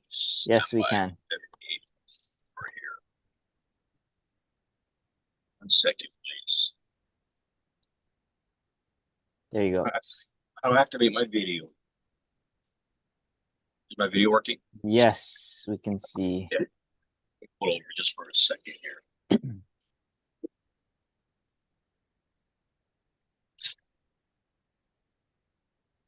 Hello, David and Dar. I'm Paul Kimsel, Aquarium Fisherman from Waianae on Oahu. We'll be submitting our EIS shortly and we're reviewing it. That's what brings me here today. I'm in full support of this rules package and all the work that DAR has done, and I thank you guys for that. I've had my disagreements with DAR. It's been a long process for many years now. But to this rules package, I say thank you and you guys' hard work. And I want to encourage you, David and Brian, and the rest of the staff down there. You gotta be brave submitting this rules package. This is one tough thing to do. The easiest thing is for just let this whole thing go away. That's the easy way. It's not the right way, but that's easy. Because it's so hard what you're doing because of the opposition. Those guys we see on all of these videos, they're real emotional and they're emotionally driven and they're passionate. And thankfully, we've been in this so long, you guys can hear them changing the narrative now, changing the arguments and the fish things and the no fish. We know already, we all divers, we know how to sift through what is a real testimony and what is a lie. Like we all know how to do that now. And the opposition is like Randy said, they eat the same place, they all went to the same school, they use the same buzzwords. And when they're using the buzzwords to them, they're high-fiving in the chats, and to us, we immediately tune them out. So they should probably stop doing that. Even though I agree with them on many topics, except this one, we definitely disagree. So I want to encourage you over there and the staff at DAR to just keep up this good work. I support the rules package. Aquarium fishermen, for everybody who's tuned in today, the aquarium fishermen here in Hawaii, we never need DAR. We never need you guys for tell us the industry was sustainable. We never did that. We never need that. We never need you guys to come up with rules, come up with catch counts, come up with numbers. We had it down already before you guys came along. In fact, the guys who founded that office that you had, they was divers, aquarium fishermen. Well, they knew how we did them already. So we pinned into one corner. You know, philosophically, I don't like one rules package because you guys just went set one template for regulate all the other fisheries. All the guys who just like shoot cow fish, shoot kole. These people testifying saying, oh, my family fisherman, we shoot kole for fish. Well, now you, by de facto, doing all of this hoo-ha for the last 6-7 years. You guys went set up one template for DAR, for the state, for the next administration. Who knows, somewhere down the line, the template has now been set for them to regulate how much kole you can shoot. You know, we pinned into it. We never agreed to this. We knew what we was doing was solid. So anyway, I'm running out of time.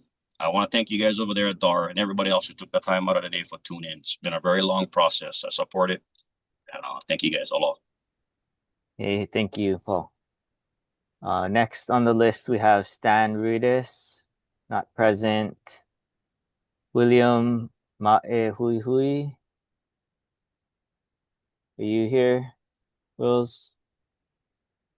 I don't see him. Next, Shane Akoni Palakat Nelson. I don't see him on the list either. Scott Folsom, also not present. Nick Foti. Go ahead, Nick. All right. Hey, everybody. Dave, thank you for all of your time and energy you guys been putting into this and beatings you've been taking. I just wanted to come on here and say that I support the rules package. I'm a multi-generational Hawaiian resident, ocean lover, former aquarium diver, and small business owners with roots in this community. I've personally witnessed this industry operate a responsible and sustainable fishery, one that provided meaningful livelihoods for local families. And I know the state's own independent risk assessment concluded that the proposed take limits are compatible with a healthy, sustaining fish population. I think my main concern has been just this sets a precedent for future closures. When outside organizations are allowed to successfully leverage litigation to shut down a managed fishery, they establish a blueprint to do the same to other fisheries across the rest of the state. And you know, I understand that this could be like a contested fishery, but there's no perfect solution, right? So if we wait around for there to be closure until perfect, you know, it's ultimately going to close every fishery in Hawaii. There's just no way to make everybody happy. There has to be compromise on both sides. And I feel like from the fisherman side, we've compromised and compromised and compromised. And, all these guys, they just want to go based off of emotion, it seems like, versus any other science. It's like, I don't see the rationale anymore. So this comes down to an argument where it's more like, a carnivore versus a vegetarian. And it's based off emotion and feeling and a personal belief rather than, common sense and science.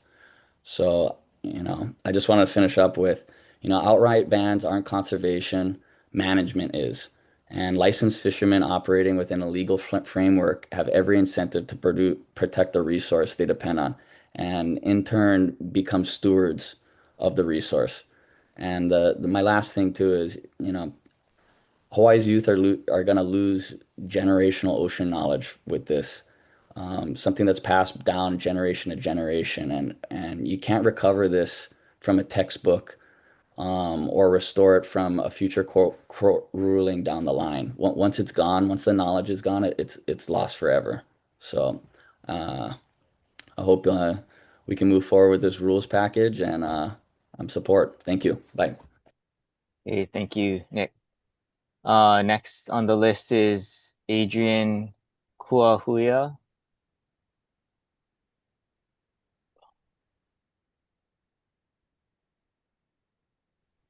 Aloha, my name is Adrian. Ooh, Yep, go I ahead. heard We a can hear lot you. of I heard a lot of a lot of stuff going on here, with the support and the oppose. I come from a small fishing village, yeah. And one thing I noticed that I love my ocean. Yeah, I love what I see in my ocean.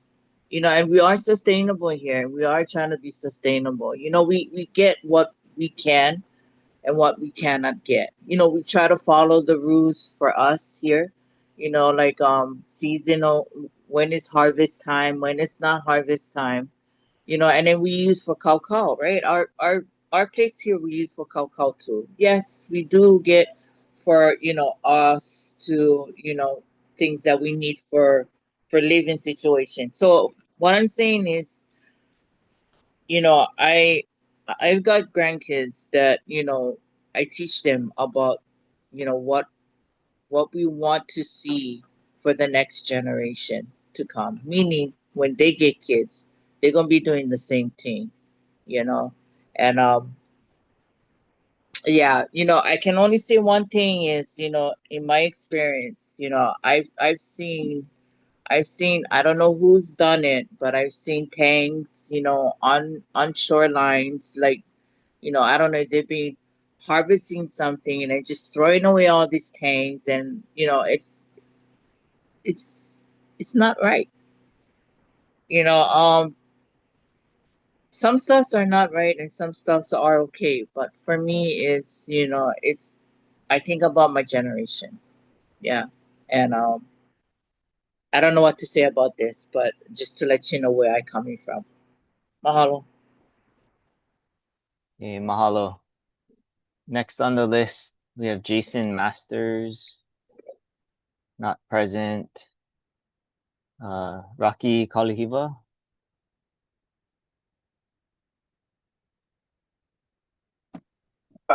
Aloha, Aloha. can you hear me? I don't We know if you can can. see me. Yep, go Okay, ahead. sorry. Okay, I oppose this being that the fact that you talked about all the rules and not one of the rules I heard you guys conducted a ka'apai analysis. Your previous speaker that talked about it was also right. Jonathan, I believe his name was also right. You got to get to the people. The people's not going to come to you. And for decades now, Native Hawaiian Lavaya, or the main Hawaiian islands, have reported critical declines of endemic marine resources due to the aggressive collecting of fish and marine species on coastal and offshore areas. Aquatic commercial collecting overlooks, discounts, and effectively abolishes the traditional uses of Hawaiian reef fish, customary practices, that are protected by the generational knowledge handed down throughout the generations by kupuna and konohiki. Our understanding is that the bulk of the aquarium collection is exported directly to the mainland or to other foreign countries as pet or ornamental purposes. For the indigenous host culture asks, why will our traditional and cultural practices protected by the Hawaii state constitution be put into a dangerous ornamental trade? It is not only the native Hawaiians who will suffer, but the entire Hawaii. Another thing is, you're mandated to protect our marine resources from exploitation from those who would make big bucks, line their pockets on our resources. Another thing, they only take, remember, they take, nobody puts back. And I tell you, I'm not going to talk and say that. I'm talking because of, I don't know what I'm talking about. I personally do Navahi Pana tours on boats in Kaneohe Bay. You know, we took school children, busloads of school children in Kaneohe Bay, you know, to get letters back, you know, going on a grass panel boat and say, although we didn't see any fish, we're happy to see the hono. How does it make you feel? And I'm telling you, I know, they cannot say I don't have experience. My front door is the ocean. I used to be able to see tang, the reef, you could see yellow from afar. Today, you don't see that. You got to go dive for it. We know what we're talking about. Another thing is, they say we got to go in the ocean. I have one son that's in the ocean every single day. He works for the Hawaii Institute of Marine Biology. And a lot of this research they're talking about has actually been fabricated. Because I talked to professors that said this has been fabricated. Your data is not correct. Another thing is, I also had a son that worked with the Pacific fisheries, and he saw all this happening. But your judicial duty as the Department of Land and Natural Resources is to protect our resources and not divide it up for the highest bidder. You guys got to think about it. And think about the kapaya analysis that was never mentioned in your rulemaking, all your rules. That has to be done before any of your rules are passed. Mahalo. Hey, mahalo. Next on the list, we have Alohi Nakachi. Aloha, David. I can attend tomorrow, so I'll give deference to those who cannot. Okay, mahalo. Next on the list, Kekoa Nakasone, not present. Mike Nakachi, I don't see. Uilani Naipo, also not present. Art Parola. Aloha. I'm here to speak in support of the rules package. The fishers have worked extremely hard to compile data and science in their EIS and ensure their activities are sustainable. This has been a years-long process, and they have completed every task asked of them, no matter how difficult. It is time to let them fish. The fishery puts food on the tables and clothes on the backs of the Hawaii residents and their families. The foremost experts on Hawaii's coral reef fishes agree the fishery is sustainable. Aquarium fish are ambassadors for the ocean. Most people can't snorkel or scuba dive. Everyone can enjoy the fish in a home and public aquarium. Eliminating those opportunities by closing the fishery will reduce opportunities for people to connect with nature. Opening the fishery is a win-win for everyone. Please support scientific management of Hawaii's nearshore fisheries. Please support this rules package. Mahalo. Hey, mahalo. Next on the list, we have Brittany Newman, not present. Godfrey Akaka. Aloha. Oh, I only get 2 minutes. You get How's 3 it, David? minutes. Aloha. Okay, mahalo. Okay, Godfrey Akaka Jr., the Native Hawaiian Gathering Rights Association. Fisherman, hunter, all my life. We support all sustainable fishing, subsistence, commercial. We are the only Native Hawaiian Gathering Rights Association representation statewide. The only. And we're not one NGO. We don't receive any money. But the fishermen is the real resource managers. They're the ones in the ocean out there. And the science proves, I mean, like the brother said, we didn't need DAR to tell us that, or the scientists, the fishermen knew that this fishery is sustainable. It's the most sustainable fishery in the entire state and the most highly regulated now. I'm going to say we support the rule package. Even though I don't agree with the rule package, but we support the rule package for the aquarium fishers. We support you guys giving them their permits, which is long overdue. If this fishery wasn't sustainable, we would never support them. But we support it because the fishermen is under heavy attack from all of the anti-fishing rhetoric out there. We kind of had enough of that, but we're here to stay. We're not going nowhere. Mahalo. Hey, mahalo, Godfrey. Next up, we have Joseph Akaka.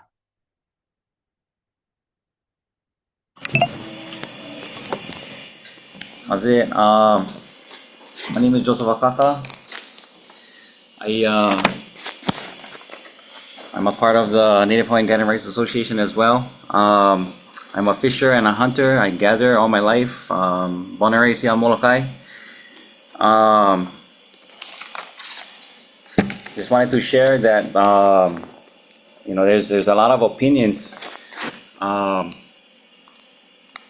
that was being shared based off of, you know, hearsay, which doesn't really support fact. And the fact is that the fishery is sustainable. There's a lot of data to it.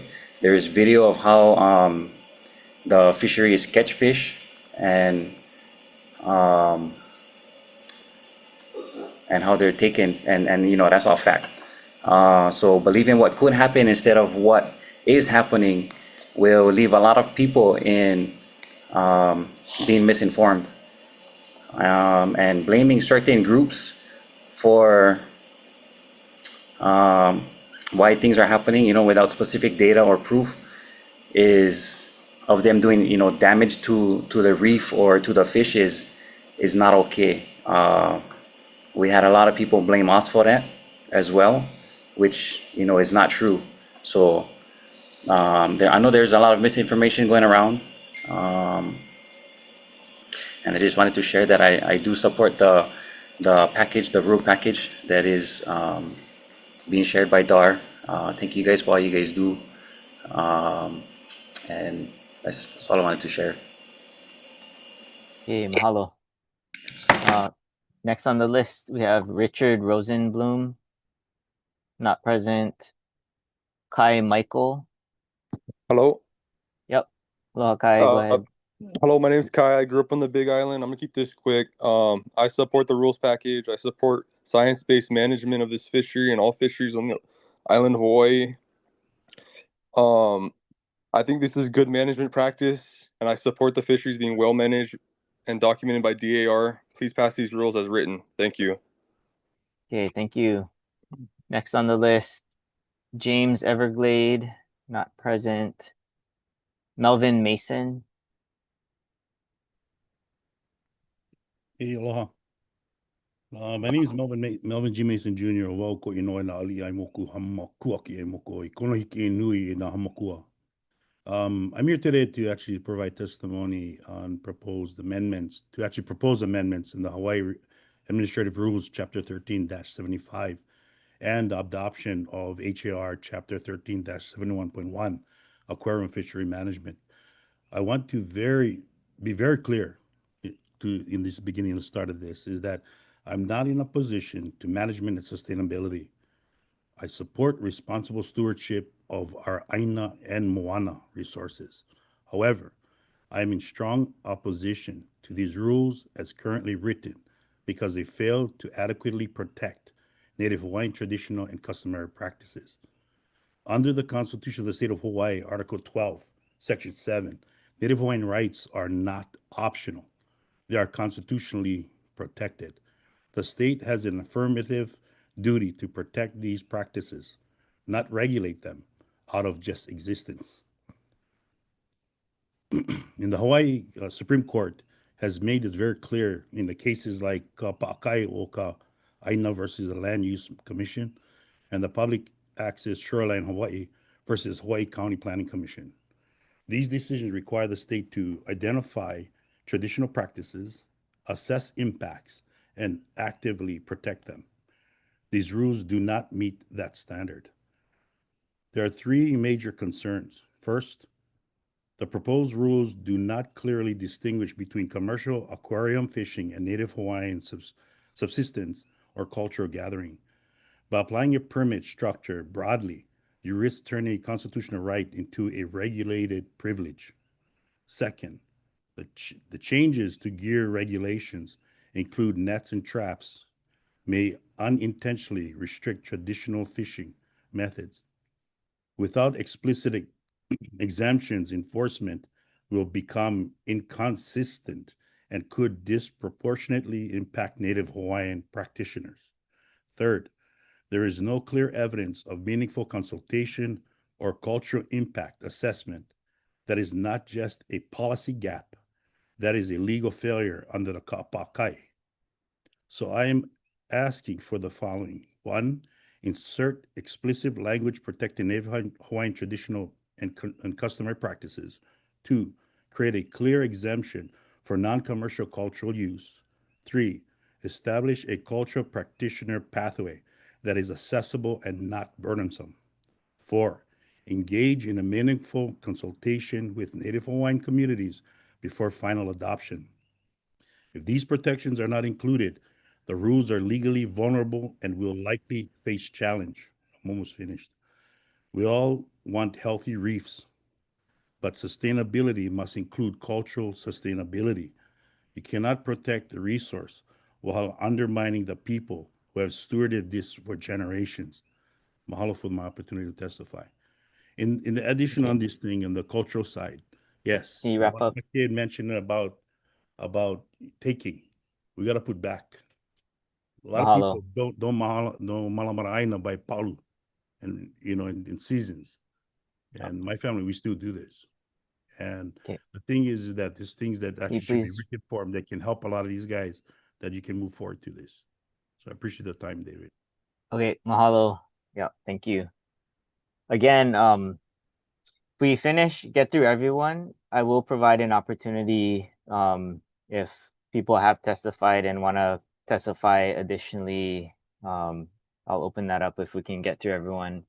So appreciate everyone's adherence to that. Next on the list, we have Rebecca Most, who's not present. Ku'ule Keakelani. Aloha mai. Aloha. E kala mai. So I can't get my video to work, but that's okay. Main thing you can hear me, yeah? Yep. Okay, here we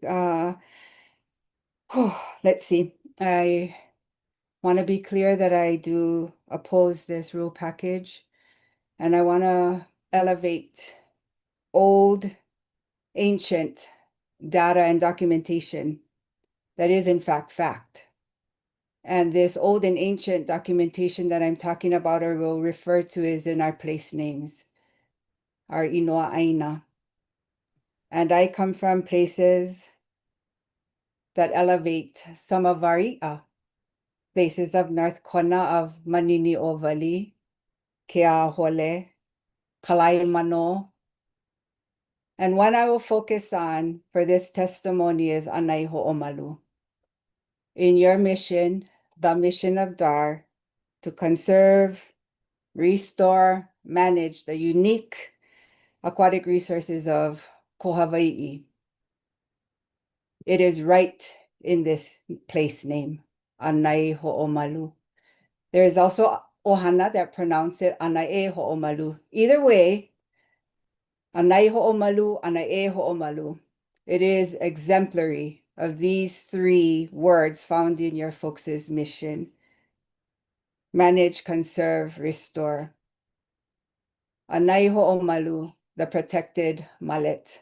Anai Ho'omalu, if pronounced that way. It means to conserve for future generations. So this old and ancient way, life ways, laid down by Kupuna, in place names, our directives, our value systems. And so your mission is not too far from that. So I will ask that you uphold your mission, the decision makers, that you look to old and ancient ways and documentation, data, facts of Inoa Aina and uphold the Kuleana written in your mission. Again, I will say I do oppose this rule package, and I am confident that there is enough impressed upon your minds, your heart, your na'au, to koho i ka pono. Choose what is right. Mahalo anui, aloha. Mahalo. Next on the list, we have Leslie Ijima, not present. Kapil Mandrekar. Aloha. I'm an aquatic ecologist. I hold a master's degree in ecology and a second master's degree in environmental science. I have significant experience in fisheries management and conservation. The West Hawaiʻi fishery is a model for fisheries management. The fishery has more data than any other fishery in the state.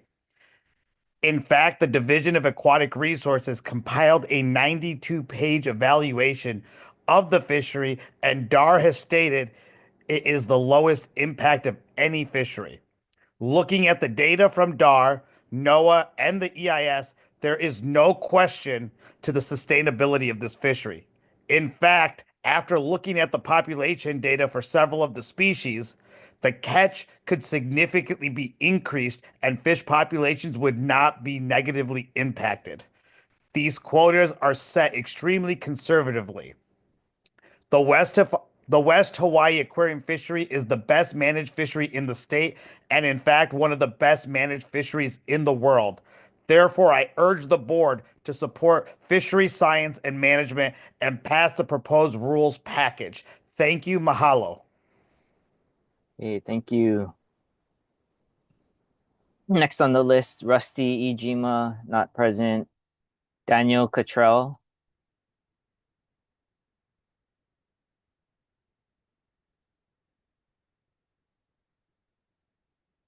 Danny Boy Cottrell, go ahead.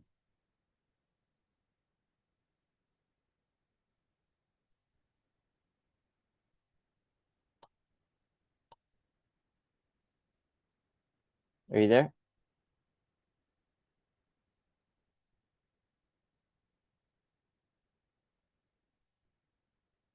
Daniel Cottrell. Okay, I can come back to you. I see you unmuted and on the Zoom, but we can't hear anything. Next, Helene Honda, not present. Taha'a Kahele is present but does not wish to testify. Eliakim Borja, not present. Dickinson Stone, not present. James Silva, not present. Bill Newton. Hey, what's up? Aloha, everybody. ahead. I'm just here. My name is Bill Newton. I'm a recreational fisherman from the island of Oahu. I'm here to show support for another fishery in the aquarium fisheries by showing support of this rule package as is, and also in support of scientific management of this fishery and all the fisheries in the state. That's pretty much what I wanted to say. It's been a long night. Thank you guys, DAR, for all the work you're doing. Mahalo. Okay, mahalo, Bill. Next on the list, Kevin Tadlock, not present. Juan Serna, not present. Makanui Kitahara. I'll reserve my testimony for tomorrow in person. Mahalo. Okay, mahalo. Brody Hammer.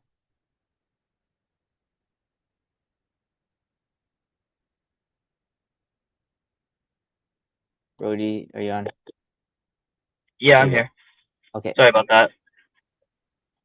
Here, give me just 1 second, please.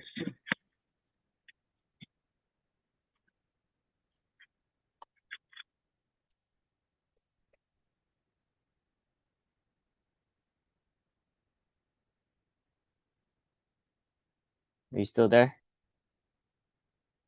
Hear me? Yep, now we can hear you. Go ahead. Okay, awesome. I'm a senior at West-Hawaiʻi Explorations Academy, and currently the aquarium industry is being shut down and extremely hard for us to collect fish. And this has made it hard for us to collect data and also made it hard for us to study anything that we want to move on in the future with. I've always wanted to be a marine biologist. It's been really hard to continue that without being able to study something I really want to do in the future. I appreciate all the work that DAR has done for us and be able to show all this data. I support scientific been proven rather than opinions. And thank you for letting me talk about all this. Okay, thank you. Next on the list, we have Richard G, not present. Mark Tang, not present. Janine Dumagwin, not present. Andrew Lawrence, not present. Mariah Ben Joseph. Aloha, yes, I am present. Go ahead. Yes, I'd like to just say that I am in opposition to the proposed rules, and I'd really like you guys to sit down with all of the kupuna that are in opposition of this, and especially I'm from living in Honau now, and a farmer, and we do recreational fishing as well, and we are in opposition of these rules. Thank you. Okay, thank you. Next on the list, Adam Heiklin. Adam, are you there? Yeah, not testifying. Okay, thank you. Next we have Paul Kahale Minor. Apologies.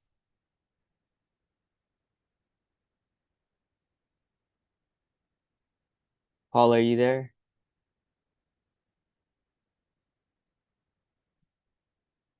Okay, I don't see him anymore. Greg Asner, not present. Jesse Pratt.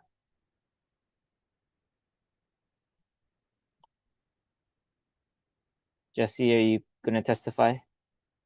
Aloha. Yes, go ahead. Hey, I just want to say I'm anti, and that's it. Thank you for your time. Okay, thank you. Next we have Lisa Cates.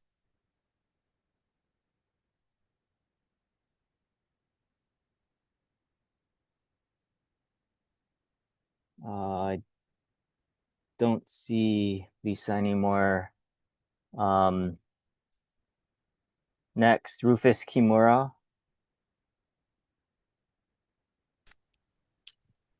Oh, yeah, I'm here. Okay, go ahead. Would you like to provide testimony? Yeah, just a little bit. I would like to say that I'm in support of the rules package as is. I appreciate all the work that DAR has done thus far. And you guys are way more experts on the science than I'll ever be. So I'm just gonna add a few points of my own up. I hear a lot of talk about, I feel as though it's trying to, I wouldn't say demonize, but trying to label aquarium fishermen as people who aren't from here. Maybe people from the mainland benefit from it, this and that. But for me personally, I was born on the island of Molokai. I grew up there on Oahu in Waiʻi. And aquarium fishing, I started doing it when I was like 11 years old. And it provided me tuition for school, helped me go through community college, then on to get my bachelor's, enabled me to buy a house on the west side. And once they shut down aquarium fishing, I was forced to put my house on the market, and I moved to the mainland where I could get a job in Alaska fishing. So this is how it's personally affected me. And all the boys I used to dive with back in the day, they're all from Waiʻi. You know, it was all local boys.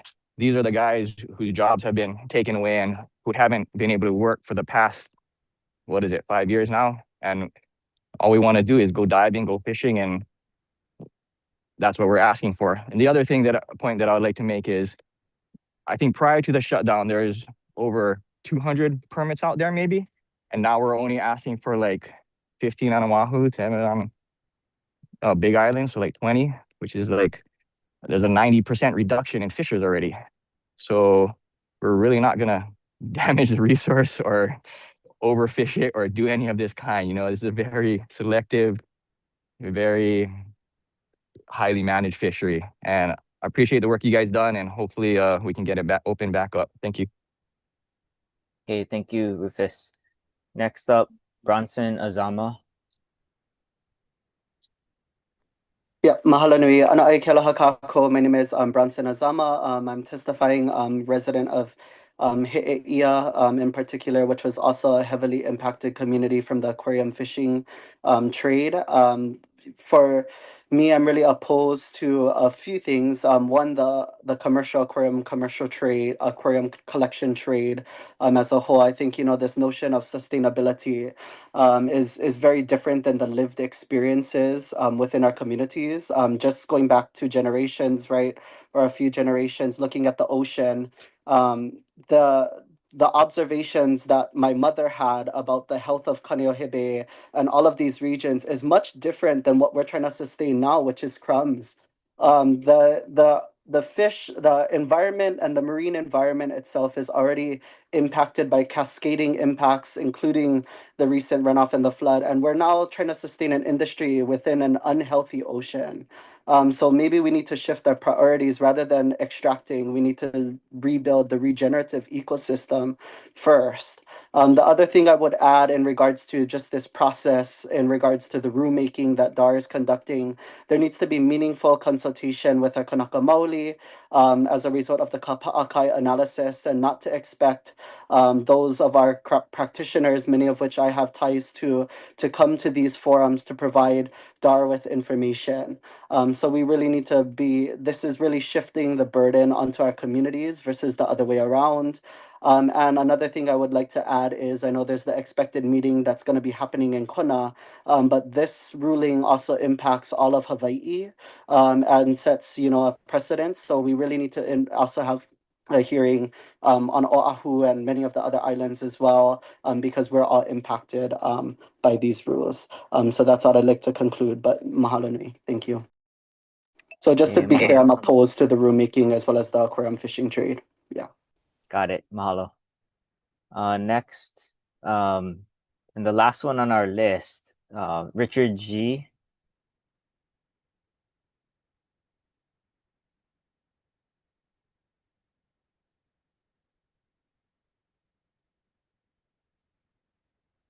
Richard, are you there?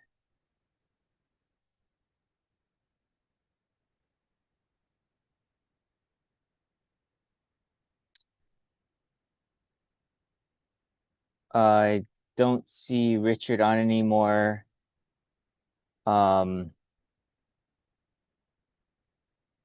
I'm gonna go back. And was there anyone who I called previously that could not get their camera or audio to work that would like to testify now? I see Daniel Cottrell. Go ahead. I see you're unmuted, but I can't hear you.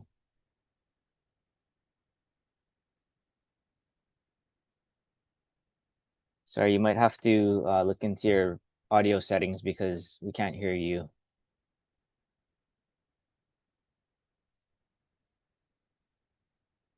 Anyone else?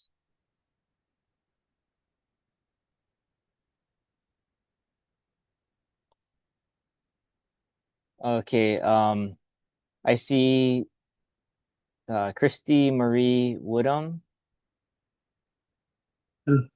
Hi, can you hear me? Yes, go ahead. Awesome. I'm here to support responsible aquarium fishing in Hawaii and support the rule package. And I was born and raised in Hawaii and spent the last 20 years in the ocean. And personally, I haven't seen the kinds of reductions in fish populations that others have mentioned.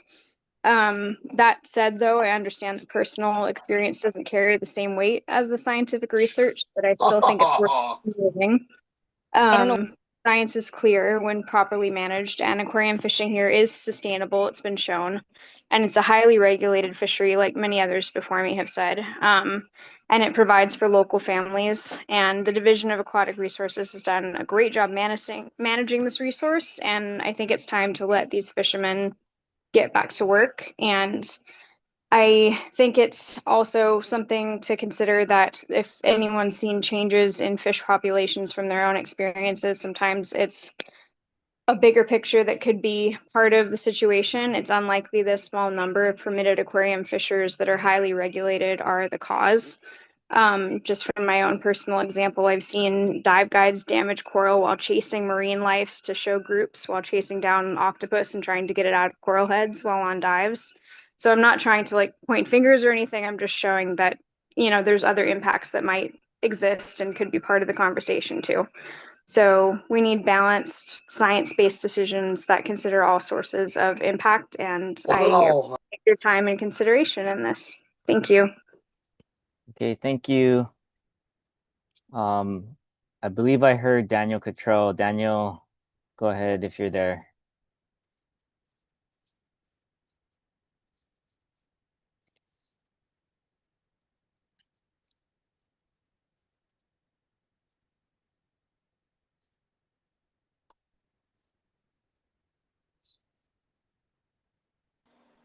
Hi. Hi, Can you hear go us? ahead. Okay, you can hear us. Hello? Yeah, yeah, go ahead. I just Hi. You're on the turned on your speaker, that's video why. too. Oh, no wonder. Hey, hi. Hi. Hello? Yep. Yes, hi. This is Daniel Cottrell. You guys hear me? Yep. Yeah, hello. Hello? Yeah, we can hear Okay. you. Oh, okay. Well, I hope you guys didn't hear too much. But yeah, anyways, I'm Daniel Cottrell. I totally support the package. Um, I just find it very appalling that the opposition, like, they have no scientific proof that we're depleting the reef, and we have full scientific proof that we're a sustainable fishery. And geez, to be honest with you, 99% was not even from here, which just blows my mind. You know what I'm saying? Like, hey, we're all fishermen. Like Rufus Kimura said, like, it affects a lot of us. Like, we're all out of jobs, and nobody knows the reef better than the fishermen, the local fishermen. And for me to see the opposition, these mainland old people come on and say that the reef is being depleted, what evidence do they have to support that the reef is being depleted? That's what I want to know. We have all the scientific data and facts that we're a sustainable fishery. So, Dar, I know you guys agree with us. You guys, it's automatic, but it just blows my mind that these people can come up and just say these lies about us, and they have no scientific proof. Some of them never dove a day in their life. You know what I'm saying? It's like, what evidence do you have? You know, So I support this bill 100%. And a lot of these fishermen that I know, they love the reef. They take care of the reef. Like, without a sustainable reef, we have no job. So it would, so for them to say that we're like poachers and we're pirates to the reef it's just totally not true. If we don't sustain our reefs and the oceans that we dive, we have no job. And a lot of us, been diving for 20 plus 30 years. And if we've been taking more than what we could, how are we still in business? You know what I'm saying? A lot of the fish that we catch, most of these people never saw in their life. They're talking about, oh, I dive, I don't see. Like, they're diving in 10, 15 feet of water, looking at giant yellow tangs that we don't catch as bycatch to some other fishermen. But I'm not going to even get into that. So the stuff that we catch is like, they don't even know it exists. So that just, it hurts my feelings. It blows my mind to just see that this opposition has no idea what they're talking about, and they're just coming on and saying these lies. You know what I'm saying? So I support this bill 100%, the rules package. And, and Dar, I know you guys know that we are super sustainable, and I hope this rules package go through. Thank you so much. Okay, thank you. We do have some additional people joining or registering late. So Randy Fernley is also on the list.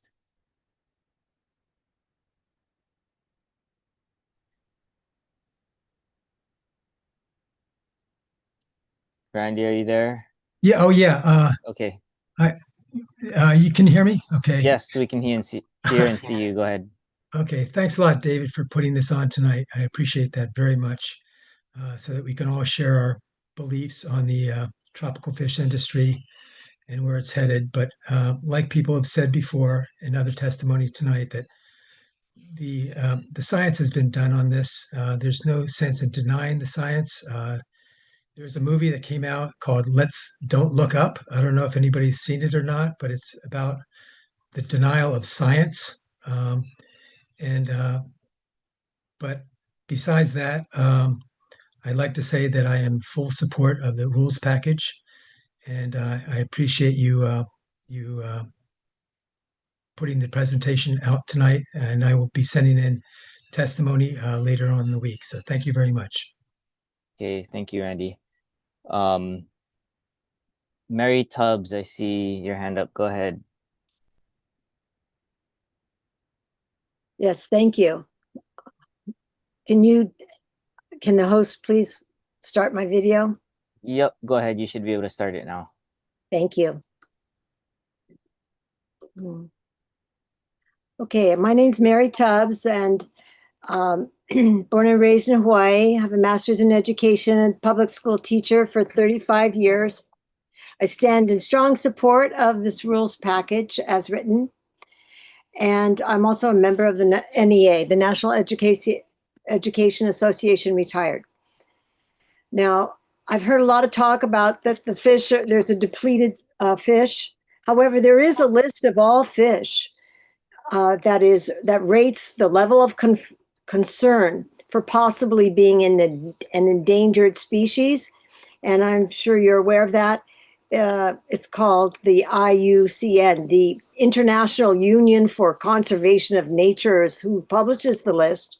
And I'd like to note that all of Hawaii's marine fishes in this rules package and in our Hawaii aquarium trade are listed at the lowest conservation level that they have. That's called the species of least concern. With that said, I want to let you know I stand for the children of Hawaii, for the keiki. Hawaiian, non-Hawaiian, all kind. I've taught them all, and they deserve to see the fish that live in the oceans around their home. And the public also deserve to know what's out there in that ocean. Most of them don't dive. And I've used aquariums in my classrooms for their great educational benefit, including concepts related to global warming, and for their ability to develop social emotional skills and to inspire students to appreciate, to respect, and to care for nature. And this rules package and the aquarium fishery makes this possible. The passage of these rules, as written, is an action that's legally right and scientifically sustainable now, and more importantly, for future generations. I'd like to add that the premise of the aquarium fishery did irreparable harm to the yellow tang years after closure is false. The Hawaii Institute for Marine Biology's 2025 published finding about Hanauma Bay during its 7-month COVID shutdown found that even in a marine sanctuary where there is no aquarium fishery going on, it revitalized in just months when the crowds left. So there are other factors at play. Overcrowding is just one of the many factors that affected these fish counts during COVID. So please vote in support. Please support. I support the whole entire aquarium rules package as written. Thank you for this opportunity, and thank you for all your hard work. Mahalo. Okay, thank you, Mary. I'm gonna go back to some of the names I called, but were unable to unmute or testify earlier. So I have Makanui Kitahara. Did you want to provide testimony? Yeah, you know, I just feel like everybody that is in support of this has some sort of financial interest or is a beneficiary in some way. I'm gonna opt to keep my camera off for the night. Thank you. And you know, we're already dealing with the impact and the impairment of, you know, overdevelopment and the runoff that it causes, you know, and the impacts and the impairment from tourism and people stepping. All of the things everybody said tonight is valid. However, like it's always about the money. And I've learned some things tonight, David, that really is unfortunate to know that, you know, because I have so much respect for the work that you folks do. You know, I've been asked to participate even in the Holomua, and I just, yeah, it's gonna take a little bit of processing. So I'm gonna just clarify that I'm opposed to commercial aquarium collection for ornamental purposes. Sustenance is a different topic. I also hear some of the other Kanaka who shared their concerns about it, you know, being the window or the gateway to regulate other things. You know, my mana'o is how come we can't choose other ways to support our families? There are other means. And if I had it my way, nobody would collect the fish, you know, unless you're gonna feed your parents and your children. I suggest that we go back to the drawing table and get the native, you know, the Hawaiians involved, the people of these islands, the people of this ocean, the people who have been here for hundreds of years. Those of us who can't speak on this have some families who participated in the economic benefit of this fishery, you know, in traditional systems. And I think we just need to revisit that, and you need to get the mana'o of our kupuna. And even some of our kids out here are really active in the service of caring for these aina kupuna in our oceans. And I just am really concerned, how is DAR going to afford to manage a program such as this? You know, the numbers don't add up. I'm not a rocket scientist, but I can tell you right now, $100 annual permit fee was not going to sustain the cost of what it's going to take to manage this program. And so, yeah, we should talk stories more in the future, and I invite you to include me in consultations. But I stand in opposition of aquarium collection and the way the rules are written right now. And yeah, I appreciate your time and everyone's time here tonight, and mahalo. Mahalo.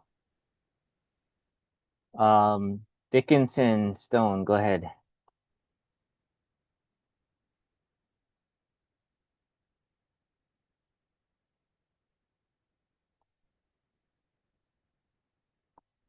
You can go ahead and unmute and start your video, Dickinson.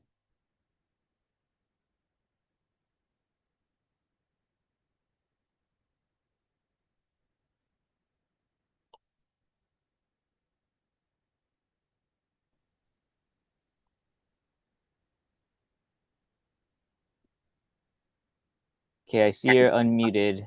Go ahead. Okay. All right. Aloha, my name is Dickinson Stone. I'm from the island of Molokai. I'm a surfer, fisherman, and I just wanted to say that I'm in support of the package, and we support the science-based management of this fishery and all the fisheries in Hawaii. Please adopt these rules as written. Thank you. Okay, thank you. And we also have Alex Min. Go ahead, Alex.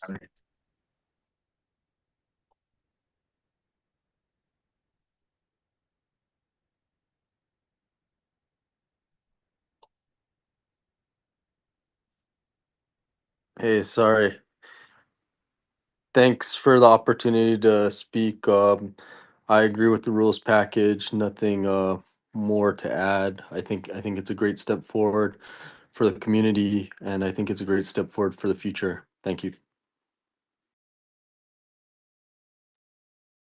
Okay, thanks, Alex. Okay. Once again, if you've registered to testify and either I called your name and you didn't get a chance to testify, or if I didn't call your name for some reason, please throw your hand up in the chat or send us a message in the chat to let us know.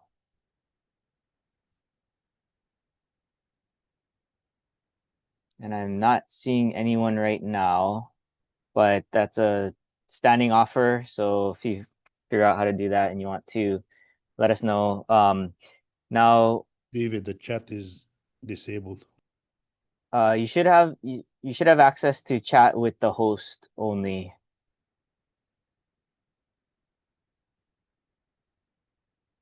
And or you could also unmute yourself if you're able and let us know that you haven't had a chance to testify yet. Anyone? Okay. Is there anyone who has testified that wishes to provide additional testimony? We have about 15 more minutes or so.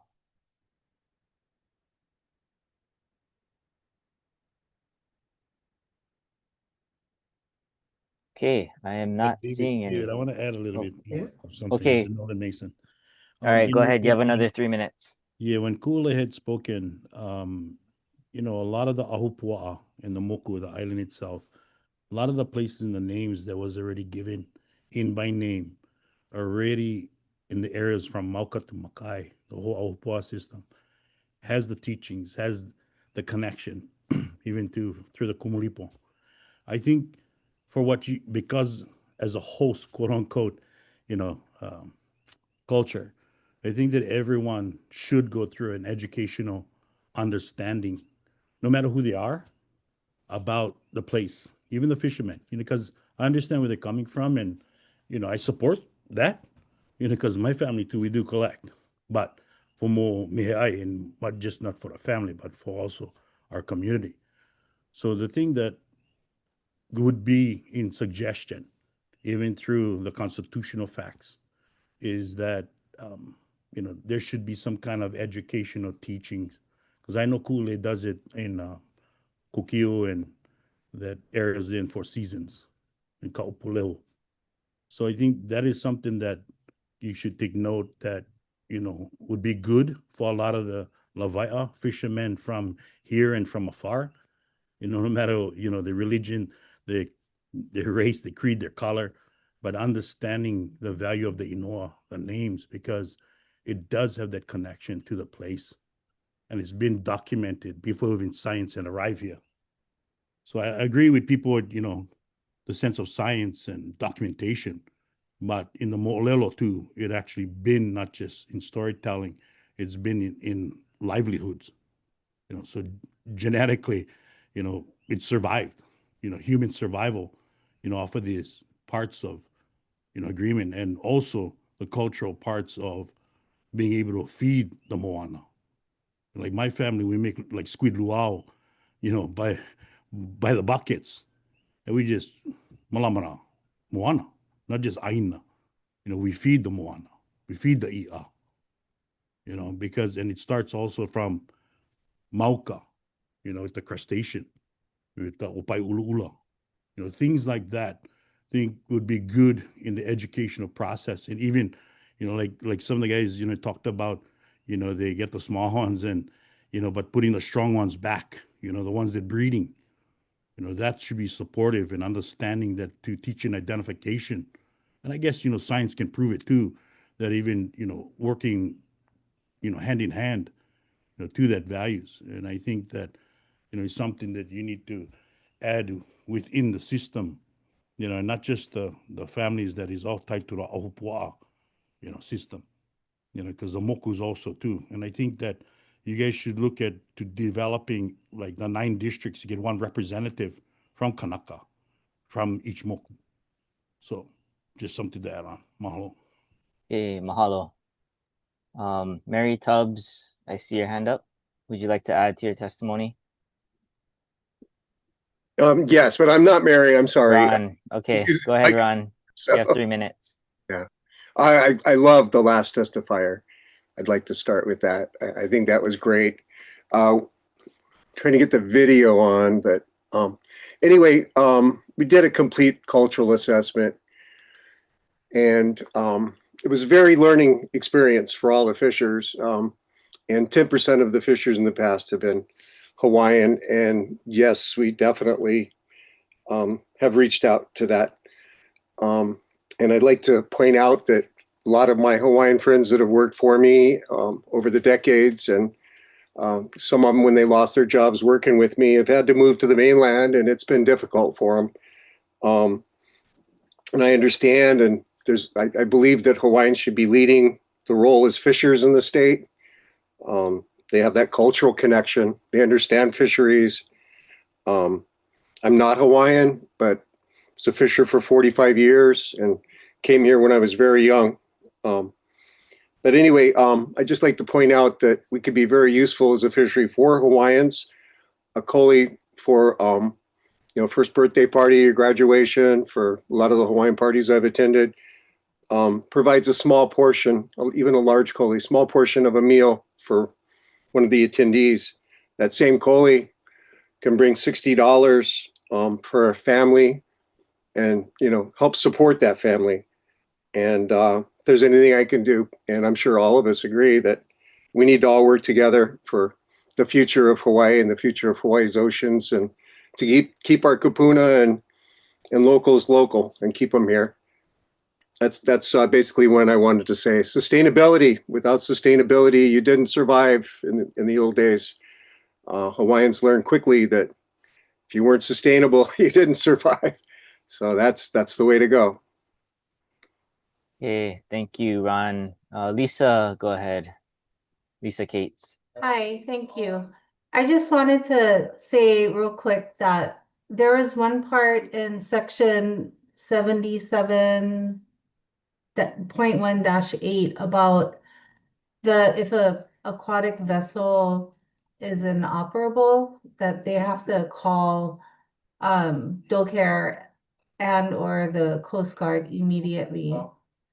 I don't understand why that's in there. I'm sure you guys have a purpose for that, but maybe adding, securing the safety of passengers on board or whatever. I don't know. It just seems a little odd to have to, call for DoCare, who they're not always available, even, after 4 o'clock, at least here on Oahu, they're hard to get in touch with. And anyway, that's it. Thank you. Okay, thank you, Lisa. Doug, Ryan, do you want to add to your testimony? Yes, I would, David. Just Okay, a go ahead. couple quick things. I noted that you proposed $100 a year permit fee, and there are 7 applicants, I believe. So that would mean that you would be collecting $700 a year, which I think would be totally inadequate to manage the fishery. That I would think you would need, maybe $70,000 just for enforcement, to properly enforce it. I also wanted to comment on the DAR surveys that several of the testifiers represented as proving that the fishery was sustainable. And I wanted to point out that those surveys did not even include the rarest fish, of which there's several endemic species that are very rare and are not even common enough for them to include on the surveys.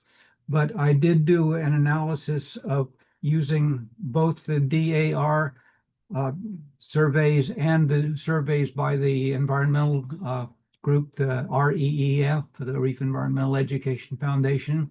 And both of those showed that over a broad variety of endemic species, that the population and the density of those fish increased during the 4 years after the aquarium fishery closed.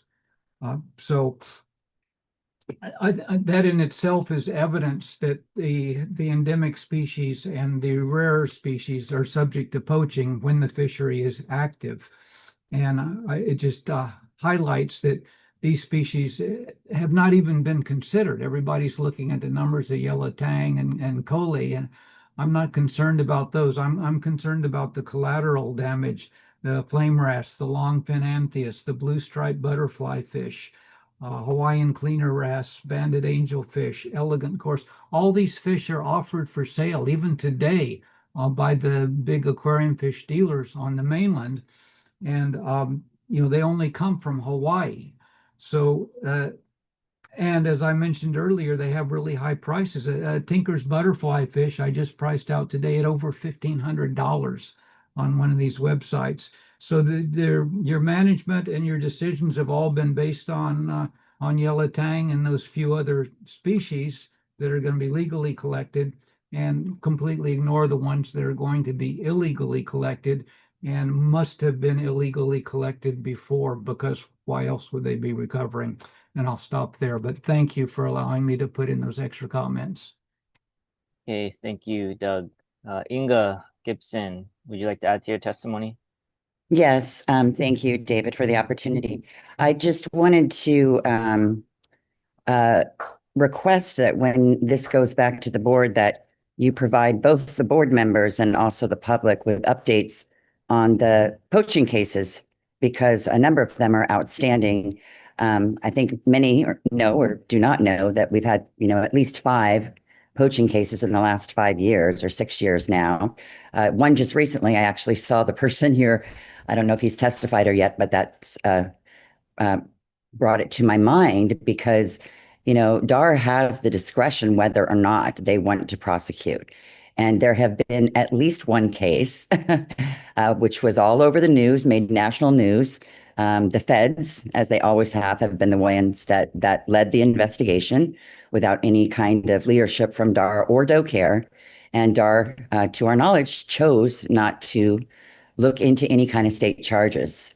In addition, we have 2 poachers that are still on the lam, owing the state, owing the people hundreds of thousands of dollars.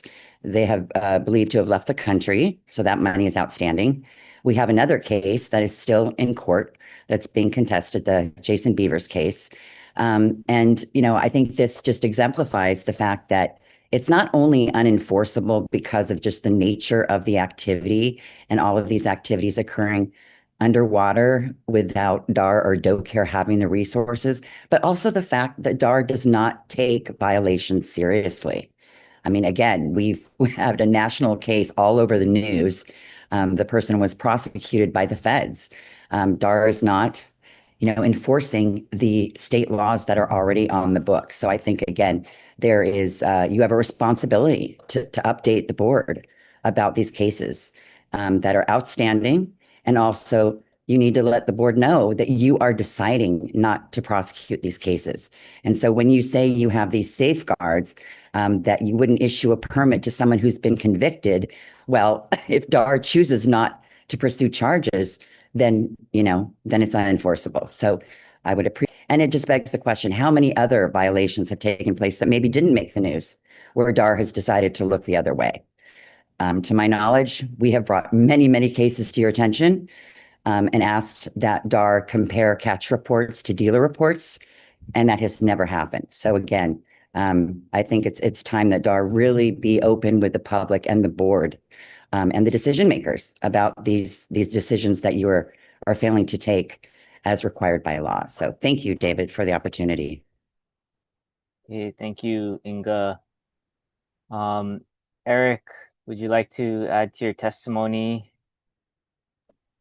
Yeah, just a couple of things. I'd like to just address a few of the things that have been raised in this meeting. That Just a reminder, please don't use this to rebut other testimonies, but please okay, direct your testimony I'll to just me. say, I'll say this, like, as far as just, the enforcement requirements of the draft rules that you guys wrote, I think it does a really good job. checking out the actual fishers before they get granted a permit. And as far as like, you know, poaching and things like this, I think that that really solves that problem. I think that the best solution for black markets is actually white markets. I think an open, lawful, and well-managed fishery actually addresses any concerns for unlawful activity. And I would say, like, right now, we're currently held in a moratorium. The fishery is not actually open and operating. And we have, you know, there have been examples of people that have, I guess, broke the law and they're not, you know, following the rules. But that doesn't apply to the guys in this group. I, for one, have never had even a late catch report. I have no resource violations. No one in this group does. So I just like to point that out. And that's pretty much it. As far some other things though is like when you see fish like online, if you actually go and look around on the fish online, a lot of times people think that all these fish only come from Hawaii that you see on like, you know, internet retailers and things. But in fact, many of these species of fish, they're from multiple places around the world. So I think that adds to confusion sometimes. And that's pretty much all I like to say. Thank you. Thank you, Eric. Kylie, would you like to add to your testimony? Yes, thank you. I also wanted to remind DLNR that in approving this rule package to go to public hearing, the board directed DLNR and DAR to take a look at its fee schedule for aquarium collecting permits, and that they thought that the fees should be higher because these collectors have historically paid $100 a year to extract as many fish as they want. And now we're looking at hundreds of thousands of fish over the course of 5 years. And so since it's something that DLNR ordered, DLNR should listen and implement the board's will. Thank you. Thank you. Anyone else? Last chance. Okay, I will close it because it is 8:45.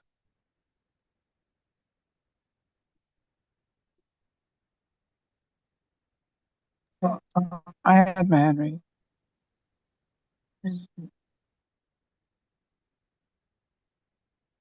One moment. I had my hand raised. Okay, last one.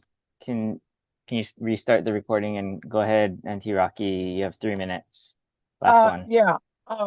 Just for the information, I attend all of the Kaneohe Bay Regional Council meetings, and in every single meeting we brought up the fact that enforcement. And we brought up the fact that why make new rules when they cannot handle the enforcement today?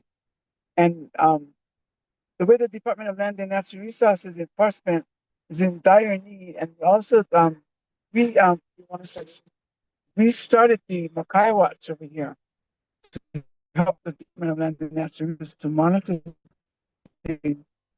still enforcement. There's so much illegal businesses going on in the right now that they cannot handle. Why make new ruling right now? You know, you cannot put the cart before the horse. You got to take care of what you got now before you make anything new. So let's get with it and get more enforcement before you make any more new rules. And that's what I got to say, because I go to every single one of those meetings. Mahalo. Okay, mahalo, Auntie Rocky. With that, I will close testimony.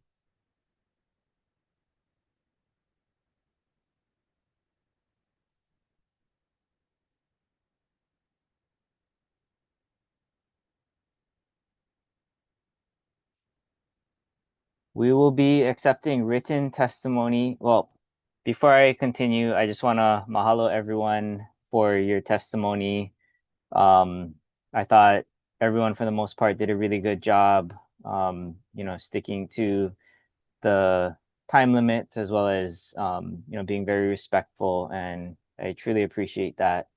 So, you know, I realize 3 minutes is short, but we will be accepting written testimony until Sunday, April 12th, 2026. Please email written testimonies to dar.testimony@hawaii.gov.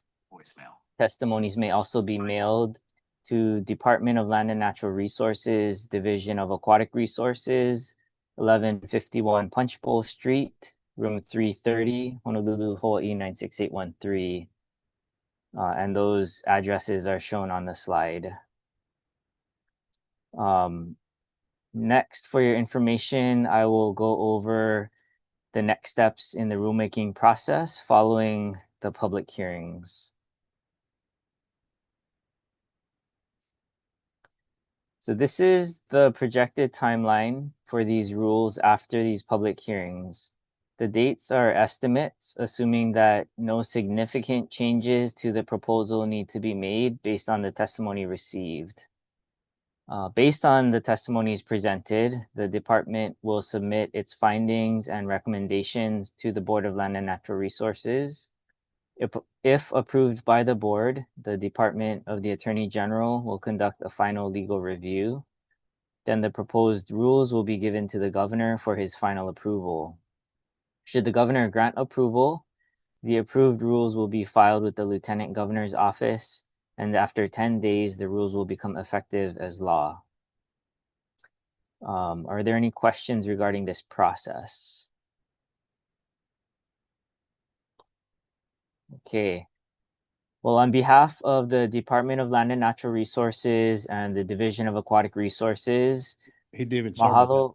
I wanted to ask, because of the Constitution with the Native Hawaiian practices and stuff, should I Yep. submit an edited form through when it goes through the what area, to the Attorney General's office, or because I know You can that's you going to can come up from submit them, right? you can submit written testimony to us at the address on this That's already slide. testimony. Okay. Yeah. And then suggestions, to adding that in with to whatever is right now. Yes. Any suggestions, comments, requests, things like that can be provided in your testimony. Yeah, because are you guys going for adding more positions in it or in DAR? Not through these proposed rules. Okay. But yeah, any testimony, anything Okay. you want to suggest, including that, in your written testimony is appropriate. I could do that. Okay, I'll send it through. Yeah, mahalo. Okay, mahalo. Yeah, so on behalf of DLNR and the Division of Aquatic Resources, mahalo for attending this public hearing. It is now 8:52 p.m. and this public hearing is now adjourned. Mahalo for taking time out from your evening to participate in this virtual public hearing. Aloha.